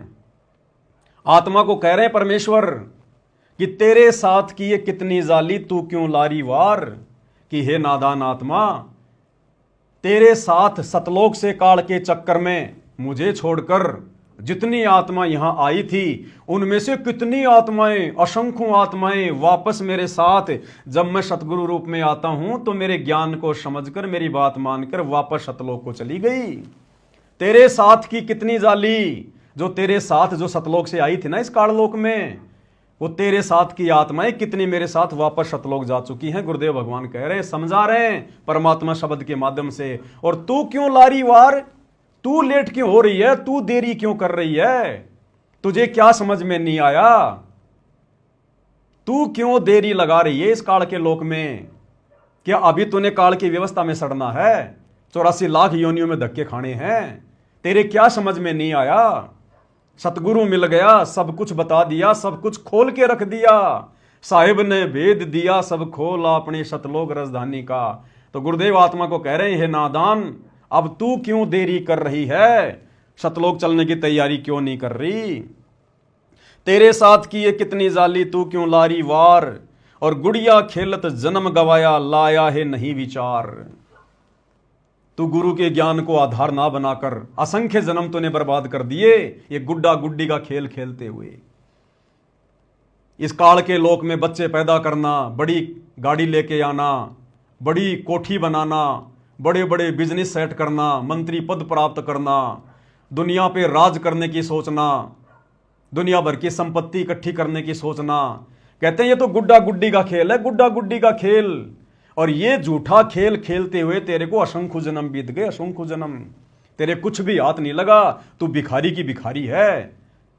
परमात्मा कहते हैं, जिस प्रकार एक जुआरी व्यक्ति जुए में हारकर अंत में हाथ मलता हुआ जाता है, कहे कबीर अंत की बारी, जैसे हाथ झाड़ चले जुआरी। कहते हैं अगर तू सतगुरु के ज्ञान को ध्यान में नहीं रखेगी, भक्ति नहीं करेगी, तो अंत में ये गुड्डा गुड्डी का खेल खेलते हुए जब तेरा शरीर छूटेगा ना, तू खाली हाथ जाएगी यहां से। ये मंत्री पद, ये राजपद, ये प्रधानमंत्री का पद, ये हाथी घोड़े, ये संपत्ति, ये बेटा बेटी, रिश्तेदार, तेरे साथ में कोई नहीं जाएगा। इन सब को प्राप्त करने के लिए तूने जो जीवन बर्बाद कर दिया, जो झूठा खेल खेला है, जो पाप कर्म तूने इकट्ठे किए हैं, कहते हैं फिर वो पाप कर्म की गठड़ी बांध के लेके जाएगी तू, फिर नरक में भोगेगा, 84 लाख में भोगेगा। तो परमेश्वर आत्मा को जगा रहे हैं, गुड़िया खेलत जन्म गवाया, लाया है नहीं विचार, मालिक घर जाना है। आगे क्या कह रहे हैं गुरुदेव? सतगुरु म्हारे बाणिया है करते बिणज व्यवहार। सतगुरु म्हारे बाणिया है करते बिणज व्यवहार। बिन डांडी बिन पालड़े है तोल दिया संसार। मालिक घर जाना है तू तो होले सुहागण सुरता त्यार। मालिक घर जाना है तेरा सुन शिखर भर तार। मालिक घर जाना है। सतगुरु म्हारे बाणिया है करते बिणज व्यवहार। जो बाणिया होता है, जो लालाजी होता है ना, सेठ वैश्य, वो किस तरह से अपना व्यापार करता है। वो ठगी का काम नहीं करता, एक एक पैसे का हिसाब रखता है। तो कहते हैं हमें जो सतगुरु मिल गए ना, वो बाणिये की तरह हैं और भक्ति रूपी ये बिणज कर रहे हैं। भक्ति का सौदा करने आए सतगुरु। भक्ति मुक्ति के दाता सतगुरु भटकत प्राण फिरंदा। उस साहिब के हुक्म बिना नहीं तरवर पात फिलंदा। तो हमारे सतगुरु देव ने, हमारे भगवान ने आज ये भक्ति रूपी सौदा बिल्कुल खरा खरा कर दिया। खरा खरा सारे धर्मशास्त्रों का निष्कर्ष निकाल के रख दिया, निचोड़ निकाल के रख दिया। हर धर्म के मानने वाले के धर्मशास्त्रों का खरा खरा सौदा कर दिया। सतगुरु म्हारे बाणिया है करते बिणज व्यवहार। तो ये भक्ति रूपी व्यापार परमेश्वर ने बिल्कुल ऐसा कर दिया है कि 9 मन सूत उलझिया ऋषि रहे जकमार। और सतगुरु ने ऐसा सुलझा दिया, अब उलझे न दूजी बार। जो भक्ति मार्ग के उलझे हुए रहस्यों को धर्मशास्त्रों से सतगुरु रामपाल जी ने सत्संग कर करके सुलझा दिए, सत्संग बना बना के छोड़ दिए। इस कलयुग में नहीं उलझेगा। हाँ, अगर किसी की नीयत नहीं है भक्ति करने की, पार होने की, वो बात अलग है। बाकी सतगुरु ने कोई कमी नहीं छोड़ी भक्ति रूपी व्यापार करने में। हर चीज को बिल्कुल क्लियर आईने की तरह कर दिया कि भैया तुमने देख लो, अब ये तो है काल, ये है 21 ब्रह्मांड, ये है नकली लोक, और तुम सतलोक में रहा करते थे। सृष्टि रचना के माध्यम से बता दिया तुम क्या सुख भोगा करते थे और कैसे तुम काल के साथ नीचे आए, कैसे आज तुम्हारी दुर्गति हो रही है। एक जन्म में तुम्हारे को इंसान बना दिया, स्त्री या पुरुष। तुम सारे दुखों को भूल जाते हो, गधे कुत्ते सुअर वालों को, हैं, मगन हो जाते हो तुम। जब सतगुरु आता है तो तुम सुनते नहीं, फिर अगले जन्म में गधे कुत्ते बन के फिर तुम रोते हो। फिर तुम्हारा बाप तुम्हारे लिए बार बार यहाँ आता है, भटकता है, तुम्हारे दुख में वो स्वयं भी दुखी होता है। तो परमेश्वर कहते हैं कि मैंने तो सब कुछ निष्कर्ष निकाल के दे दिया, अब तेरी इच्छा, तुझे काल की व्यवस्था में सड़ना है या मेरे साथ में सतलोक चलना है। बिन डांडी बिन पालड़े तोल दिया संसार। बिना डांडी बिना पालड़े के। बढ़िया तो डांडी और पालड़े से तोलता है, गुरुदेव ने तो बिना डांडी और पालड़े के अपने आध्यात्मिक ज्ञान से, अपने तत्व ज्ञान से नीर खीर का निवेरा कर दिया गुरुदेव ने। तो कहते हैं सतगुरु म्हारे बाणिया है करते बिणज व्यवहार। बिन डांडी बिन पालड़े है तोल दिया संसार। मालिक घर जाना है। ब्रह्मा विष्णु महेश की क्या स्थिति है, देवी देवताओं की क्या स्थिति है। तुम्हारे को एक बार मनुष्य जन्म मिलता है, फिर 84 लाख योनियों का चक्कर काटना पड़ेगा, भयंकर कष्ट उठाने पड़ेंगे, गधे के शरीर में, सूअर के शरीर में टट्टी खाना पड़ेगा, ऐसी दुर्गति करेगा। राजा बनोगे, सैनिक बनोगे, तुम्हारी गर्दनें कटेंगी, युद्ध होंगे, फिर कुत्ते बनोगे, तुम्हारे सर में कीड़े पड़ेंगे। तो गुरुदेव ने बिन डांडी बिन पालड़े के पूरा अध्यात्म बिल्कुल क्लियर कर दिया। लास्ट में क्या कह रहे हैं गुरुदेव भगवान, सुन सिकर में सेज पिया की हंस हंस कर ले प्यार। सुन सिकर में सेज पिया की हंस हंस कर ले प्यार। कहें कबीर सुनो मेरी सजनी, लूटो न अजब बहार। मालिक घर जाना है तू तो होले सुहागण सुरता त्यार। मालिक घर जाना है तेरा सुन शिखर भर तार। मालिक घर जाना है। सुन शिखर में सेज पिया की। सुन शिखर सबसे ऊपर, टॉप मोस्ट पहले सतलोक, कहते हैं वहां पर तेरे पिया की, तेरे गुरु की, तेरे भगवान की सेज है, उसका सिंहासन है वहां पर। और हंस हंस कर ले प्यार, अपने गुरुदेव के लाड लड़ा वहां पर, जितना मर्जी सुख भोग, जितने मर्जी दर्शन कर, तू वहां स्वतंत्र है। वहां कोई पढ़ाई नहीं, कोई लिखाई नहीं, कोई काम धंधा नहीं, कोई रोग नहीं, कोई बीमारी नहीं, कोई छल कपट नहीं, कोई वहां पर कोई गरीबी नहीं, कोई दारिद्रता नहीं, कोई लड़ाई झगड़ा करने वाला नहीं, कोई मुकदमाबाजी करने वाला नहीं, शरीर में रोग नहीं, अखंड सुख है वहां पर। ना ये शरीर वहां बूढ़ा होता, ना वहां पर मृत्यु होती। केवल एक बार जन्म होगा आत्मा का सतगुरु की शब्द शक्ति से, उसके बाद ये आत्मा युवा अवस्था में आ जाएगी, फिर सदा युवा ही रहेगी। ना वो आत्मा कभी मरेगी, ना आत्मा का विनाश होगा, और ना ऊपर के चारों लोकों का कभी विनाश होगा। तो परमेश्वर कहते हैं कि सुन शिखर में सेज पिया की हंस हंस कर ले प्यार, और कहे कबीर सुनो मेरी सजनी, लूटो न अजब बहार, मालिक घर जाना है। कहे कबीर सुनो मेरी सजनी, यानी हम आत्मा है, वो हमारा बाप, हमारा परमात्मा है, वो हमारा सजना है, हम उसकी सजनी हैं, वो हमारा महबूब है, हम उसकी प्रियतमा हैं। आत्मा और परमात्मा का अभेद संबंध है। तो परमेश्वर प्यार में, लाड़ में कह रहे हैं, कहे कबीर सुनो मेरी सजनी, है मेरी प्यारी आत्मा, लूटो न अजब बहार, अजब बहार। जो सुख यहां तुम्हें महासुरग में भी देखने को नहीं मिलेंगे, छींट भी नहीं है, वो सुख तुम्हें, अखंड सुख तुम्हें सतलोक में मिलेंगे वहां पर। तो कहते हैं चलो निकलो इस गंदे लोक से। तो इस शब्द के माध्यम से परमेश्वर कबीर जी ने हमें यह समझाना चाहा, हमें यह संदेश देना चाहा। अब इस शब्द की गहराई को यदि कोई मंत्री जी समझ जाए तो क्या वो ये राजपद स्वीकार करेगा क्या? जिस राजपद में निरेक जो है वो कर्म फोड़ने के अलावा दूसरा कुछ भी नहीं है। कितनी झूठ बोलनी पड़ती है, कितने झूठे वादे इरादे करने पड़ते हैं, सारा दिन टेंशन में, और मिलता अंत में कुछ नहीं भैया, मिलता अंत में कुछ नहीं है। 10 15 20 साल राज कर लो, उसके बाद क्या करोगे? खुद के बच्चों से सेवा कराने के काबिल भी नहीं रहोगे बिना भक्ति के। ये दुर्गति होगी फिर अंत में। पार्कों में अकेले बैठे रहोगे, कोई तुम्हें नमस्ते करने वाला भी नहीं मिलेगा। और शरीर इस तरह से घेर लेता है इन मंत्रियों के शरीरों को। भारत देश का इतिहास उठा के देख लो, जितने भी प्रधानमंत्री हुए हैं किसी न किसी रोग से मरे हैं, एक्सीडेंट में मरे हैं, अकाल मृत्यु हुई है।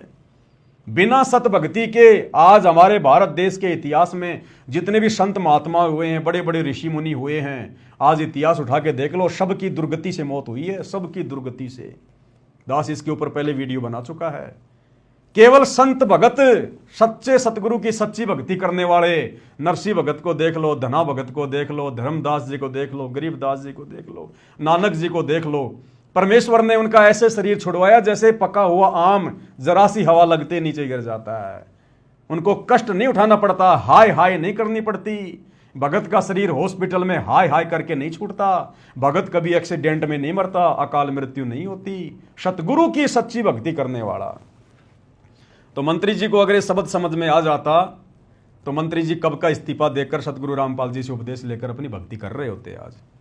तो भाई और बहनों, ये सारी बातें तो आज गुरुदेव भगवान ने आप और हमें समझाई है। तो आगे वीडियो में बढ़ते हैं। अब मंत्री जी आगे क्या कुछ कह रहे हैं, क्या कुछ समझा रहे हैं। सतलोक आश्रम से जुड़े हुए भाई बहनों को समझना चाहिए, विचार करना चाहिए किस प्रकार से धोखा इस काल ने तुम्हारे साथ गुरुजी के बेटों को निमित्त बनाकर राजनेताओं की रैलियों को सफल बनवा के किया है। क्या कह रहे हैं आगे मंत्री जी? और मैं तो हजारों सभाओं में, मैं सत्साहिब सत्संग में, तो मैं अपने इलेक्शन में तो बोलता ही सत्साहिब था।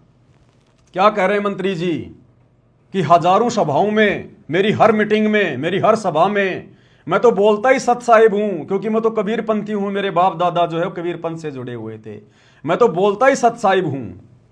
क्योंकि बहुत सारे लोगों ने ये ऑब्जेक्शन उठा दिया कि आपने सत साहिब इसलिए बोला है कि आपकी रैली में संत रामपाल जी के भगत आए थे।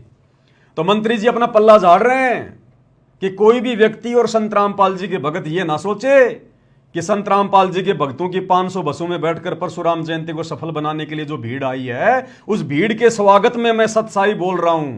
संत रामपाल जी के भगत ये समझने की गलती ना करें। मंत्री जी कह रहे मेरी तो आदत है, मैं तो हर सभा में, हर मीटिंग में, जहां भी जाता हूं मैं तो सत्साई भी बोलता हूं। तो ये भी मंत्री जी ने भक्तों के मुंह पे तमाचा मार दिया। जो भगत वहां पर मंत्री जी के मुंह से सत्साहिब सुनकर लट्टू हो रहे थे कि मंत्री जी ने सत्साहिब बोल दिया, गुरु जी का जयकारा लगा दिया। मंत्री जी कह रहे हैं मेरी तो आदत है भैया, चाहे मैं गोरखनाथ की जयंती में जाऊं, चाहे मैं परशुराम की जयंती में जाऊं, मेरी तो आदत है सत्साहिब बोलने की। तो ये भी भक्तों के मुंह पे तमाचा। आगे क्या कह रहे हैं मंत्री जी? अब मंत्री जी का हो गया किस्सा समाप्त भाई और बहनों। अब आपको एक फीमेल मंत्री से मिलवाते हैं। फीमेल मंत्री, ये हमारी गुरु बहन है, हिमाचल से है, सतगुरु रामपाल जी की शिष्या है, और कहते हैं गधे की आंख में घी डालो ये सोचेगा मेरी आंख फोड़ रहा है। अब इनको कितना ही समझा दो भाई और बहनों, सतलोक आश्रम से जुड़े हुए भाई बहनों को, सात संगति के वीडियो देखकर भी इनकी बुद्धि ठिकाने नहीं आ रही। इनकी आत्मा के अंदर जो जंग लगा हुआ ना वो नहीं उतर रहा। अब एक तरफ तो परमात्मा कहते हैं बच्चों तुम्हारी अग्नि परीक्षा का समय चल रहा है, गुरु तो रो रो के सत्संग भेज रहा है हिसार जेल से कि किसी तरह से इनकी आत्मा पिघले, भक्ति में ज्यादा इनका मन लगे, मर्यादाओं की तरफ आगे बढ़ें, संघर्ष करें, गुरु को प्रसन्न करें, नहीं तो काल खाएगा। ऊपर से सात संगति के माध्यम से परमात्मा ने कई हजारों वीडियो बनवा दिए, उसके बावजूद भी इनके कान पर जूं भी नहीं रेंग रही। अब ये हमारी गुरु बहन है, हिमाचल से है, और सतलोक आश्रम वालों ने जो एक यूट्यूब चैनल खोल रखा है, सा न्यूज चैनल, तो हर स्टेट का इन्होंने वो बना रखा है एक चैनल, सा न्यूज हरियाणा, सा न्यूज उत्तराखंड, सा न्यूज हिमाचल, सा न्यूज मध्य प्रदेश, और कुछ एक भक्तों को 1.5 फुट का माइक देकर जो है वो पत्रकार बना रखा है। और वो सारा दिन भक्ति तो करते नहीं, लेके माइक और घूमते रहते हैं, इधर उधर की खबरें इकट्ठा करके और चैनलों पर डालते रहते हैं, जो हमारे किसी मतलब की नहीं, किसी काम की नहीं। शिमला में बर्फ गिर गई, क्या करना, नीचे दब के मरना है क्या? कुल्लू में 200 फीट गहरी बस गिर गई, हमने क्या करना भैया? दुनिया भर की बसें गिर रही हैं, दुनिया भर की फालतू की न्यूज डालते रहते हैं, भक्तों का भी समय बर्बाद कर रहे हैं, अपना भी अनमोल समय और समाज से बर्बाद कर रहे हैं। और ये बेचारे युवा भक्तों को काल ने मोरा बना रखा है। अब इस बहन को बताओ, समझाओ इस बहन को कि बहन जी ये जो दुपट्टा है ना, दुपट्टा ये फांसी लगाने के लिए नहीं डाला जाता गले में, ये दुपट्टा माता बहन ने अपने सिर को ढकने के लिए यूज लेती हैं। लेकिन ये तो पत्रकार है, भगत थोड़ी है, ये तो पत्रकार बन गई, भगती गई भाड़ में, भगत तो दूसरे नंबर पे है। सबसे पहले तो ये पत्रकार है सा न्यूज चैनल की। अब ये अपने घर की छत पे खड़ी होके रोजाना वीडियो बनाती है, ये सा न्यूज चैनल पे जाके देखना, रोजाना वीडियो बनाती है ये। आज हिमाचल के मौसम के क्या हाल हैं, खुद का मौसम बिगड़ा हुआ है। जिस दुपट्टे को सर पे रखना चाहिए था, और ये तो वैसे भी भगत है, आम जगत की माता बहनें भी इतनी निर्लज नहीं है जितनी सतगुरु रामपाल जी की शिष्याएं हैं। आम समाज की माँ बहनें बेटियां भी अपने सर को ढकती हैं कोई वीडियो बनाने से पहले या समाज में कहीं बाहर निकलने से पहले, और ये देखो सरेआम। और अब सुनो मौसम के हाल। वैसे तो सतलोक आश्रम मैनेजमेंट हरियाणा का और उनसे जुड़े हुए अंध भक्तों का पूरा मौसम बिगड़ा हुआ है, लेकिन फिर भी ये मौसम के हाल बता रही है, रोजाना वीडियो बनाती है। अब बताओ हम बैठे कोई राजस्थान में, कोई हरियाणा में, कोई कहां पर, और ये कहते कि हिमाचल के सोलन कोई सिटी है, वहां के मौसम का हाल बता रही है छत पे खड़ी होके, और इस वीडियो को फिर डालेगी। फिर ये सतलोक आश्रम वाले भगत इस वीडियो को देखेंगे और नीचे फिर वो कमेंट्स पढ़ना उन भक्तों के, आश्रम से जुड़े भक्तों के, वेरी नाइस रिपोर्टिंग, वाह बहन जी वाह, very nice, your look very nice, यानी तुम बहुत सुंदर दिखाई दे रही हो, अपनी बहन को कह रहे हैं। और कह रहे हैं तू जो ये वीडियो बना रही है ना, मौसम का हालचाल हमें बता रही है, कहते हैं वेरी नाइस रिपोर्टिंग, वाह मजा आ गया, क्या बताया आपने। और ये आगे से आगे उमंग में भरती जा रही है कि भगत मेरी तारीफ कर रहे हैं, मेरी प्रशंसा कर रहे हैं। ये नहीं पता काल तुम्हारा मौसम बिगाड़ रहा है। क्या कह रही है बहन जी, सुन लीजिएगा। ऐसे न्यूज हिमाचल प्रदेश देख रहे तमाम दर्शकों को मेरा नमस्कार। मैं दीपशिखा हाजिर हूं आप सभी के सामने। दर्शकों, आप सभी को बताएंगे कि आज और आने वाले आगामी दिनों में मौसम किस प्रकार से बना रहेगा। अच्छा। सुबह के बज चुके हैं 7 और हम आपके साथ लाइव जुड़े हैं सोलन शहर से। जी। अगर बात करें कल की मौसम की, तो कल का मौसम पूरी तरह से साफ था, लेकिन जो आज का मौसम है, आज सुबह बहुत तेज वर्षा हुई है।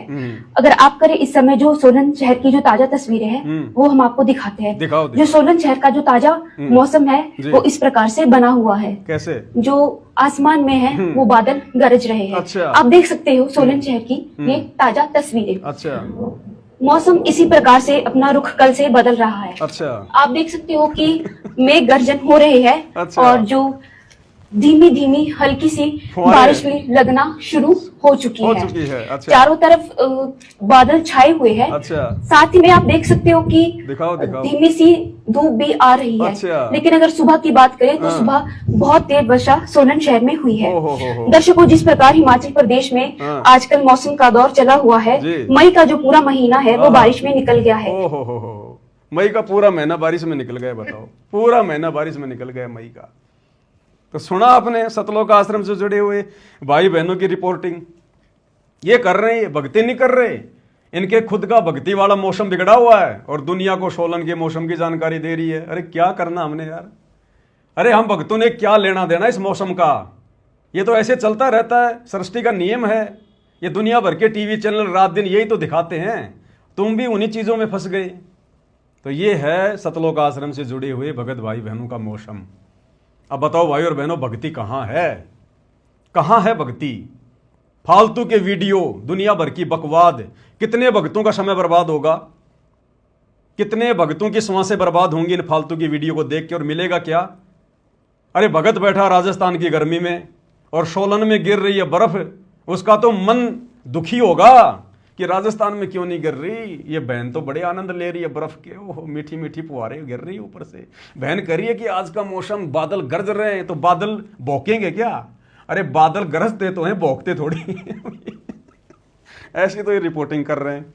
बताओ अभी भक्ति, बताओ क्या ड्रामेबाजी हो रही है भाई और बहनों। ये काल तुम्हारा मौसम बिगाड़ देगा आने वाले समय में।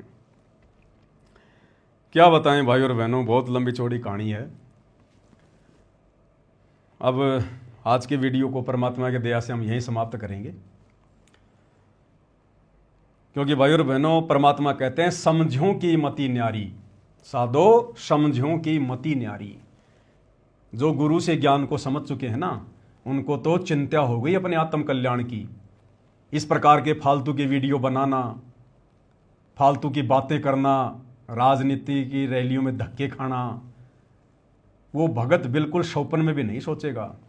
कहते हैं संतो समझों की मति न्यारी। जो समझदार हो गए ना भगत, उनकी तो बुद्धि का लेवल ही अलग हो जाता है, उनके विचार ही अलग हो जाते हैं अध्यात्म में। चिंता लगी रहती है 24 घंटे मीठी मीठी कि हे भगवान कोई मर्यादा ना टूट जाए, मेरा गुरु मुझसे रुष्ट ना हो जाए। मैंने एक बार सतलोक में रुष्ट किया था, कितनी लंबी सजा भोग रहा हूं और आज बड़ी मुश्किल से मेरा दाव लगा है। अगर गुरु जरा भी नाराज हो गया तो मेरा मौसम बिगड़ जाएगा फिर। और एक बार मौसम बिगड़ा और बिगड़ा फिर 84 लाख योनियों में फिर बिगड़ता ही चला जाएगा। तो भाई और बहनों, दया है परमात्मा की, पूज्य गुरुदेव भगवान की। परमेश्वर ने दास को थोड़ा सा समय दिया लाइव आने के लिए, भगत भाई बहनों के साथ में ज्ञान आधार से चर्चा करने के लिए। दास इस काबिल तो नहीं है, योग्य तो नहीं है, लेकिन गुरुदेव भगवान जिसके साथ होता है तो परमात्मा थोड़ी बहुत फूफा अपने भगत के ऊपर भी दया कर देता है। उनके आशीर्वाद से, उनकी छत्र छाया से ये सब कुछ होता है। एक छोटी सी बात, विशेष बात, क्योंकि जब मेरे सामने इस प्रकार की बातें आती हैं तो किसी भगत भाई बहन को कोई भ्रमणा ना हो जाए, इसलिए उसका समाधान करना बहुत ज़रूरी होता है। दास कल परसों लाइव देख रहा था एक भगत जी का, मध्य प्रदेश से, नाम मुझे पता नहीं, 2-3 भगत मिलकर लाइव आ रहे थे। मैंने भी उसमें थोड़ा सा एक कमेंट्स किया था कि भाई ठीक है, लगे रहो इसी प्रकार से। तो वो भगत जी कह रहे थे अपने लाइव में कि जो पवन भगत जी हैं, आप उनको छोटी मोटी आत्मा मत समझना, कोई छोटी मोटी शक्ति मत समझना। पवन भगत जी को गुरुजी ने अपनी विशेष जो शक्तियां हैं, जो पावर है, वो दे रखी हैं। तो भाई और बहनों देखो, भावनाओं में आके भगत कुछ भी कह सकता है। हालांकि भगतों को इस प्रकार से नहीं बोलना चाहिए, क्योंकि ये कलयुग की बिचली पीढ़ी का समय है और ना परमात्मा ने आज से पहले अपनी शक्तियां किसी को दी। अगर भगवान अपनी शक्तियां देगा तो फिर दूसरा ना फिर भगवान हो जाएगा। हम जीव हैं, जीव ही रहेंगे। आशीर्वाद दे के परमात्मा जो मर्जी अपना काम करवा ले।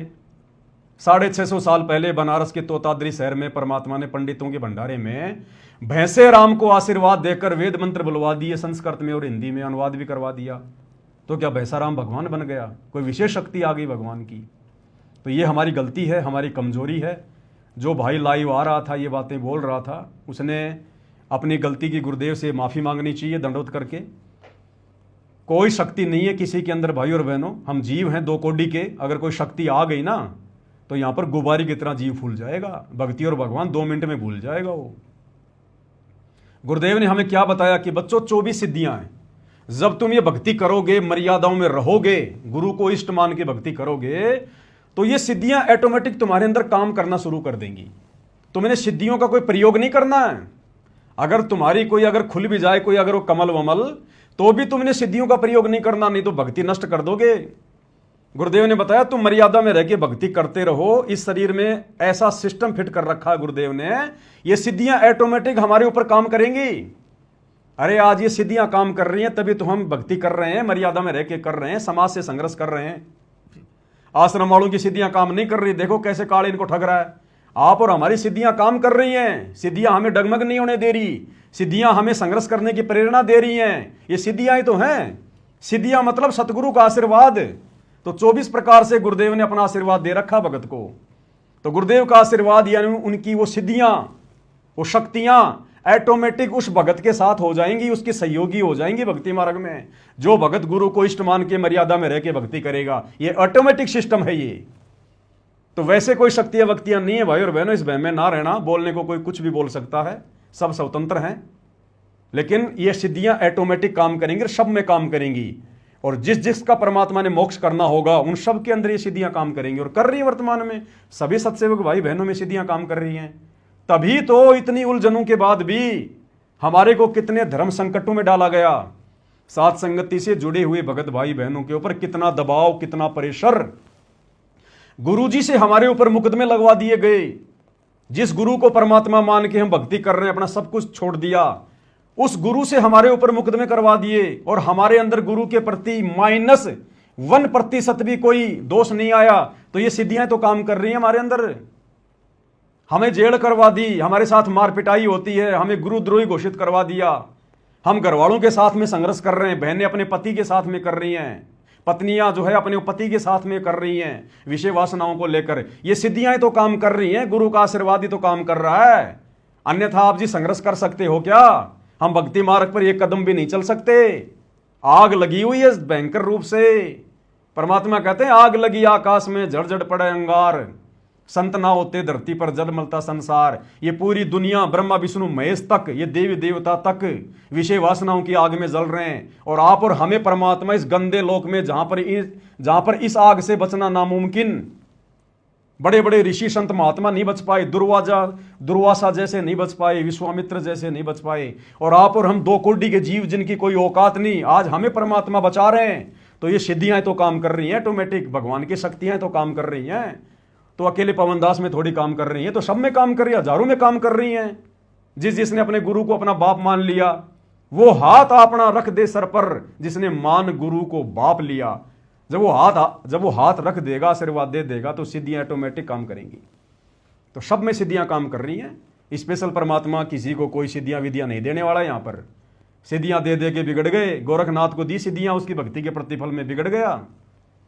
देख लो, दुर्वासा को दी उसने सिद्धियां, 56 करोड़ यादव मार डाले, कितने उसने पाप कर्म उसने मोल ले लिए। जिन जिनको भगवान ने सिद्धियां दी उनके भक्ति के प्रतिफल में अब वो गधे कुत्ते सुअर बन के हांड रहे हैं, कहीं अपना मनुष्य जीवन बर्बाद कर गए वो। तो ये गलतियां परमात्मा नहीं करेगा, अपनी आत्माओं को नहीं बिगाड़ेगा। कलयुग की बिचली पीढ़ी है, जितनी आवश्यकता होगी अपना आशीर्वाद से काम करवा लेगा। सिद्धियां विधियां नहीं होती भाई, यहाँ पर ध्यान रखना इन चीज़ों का।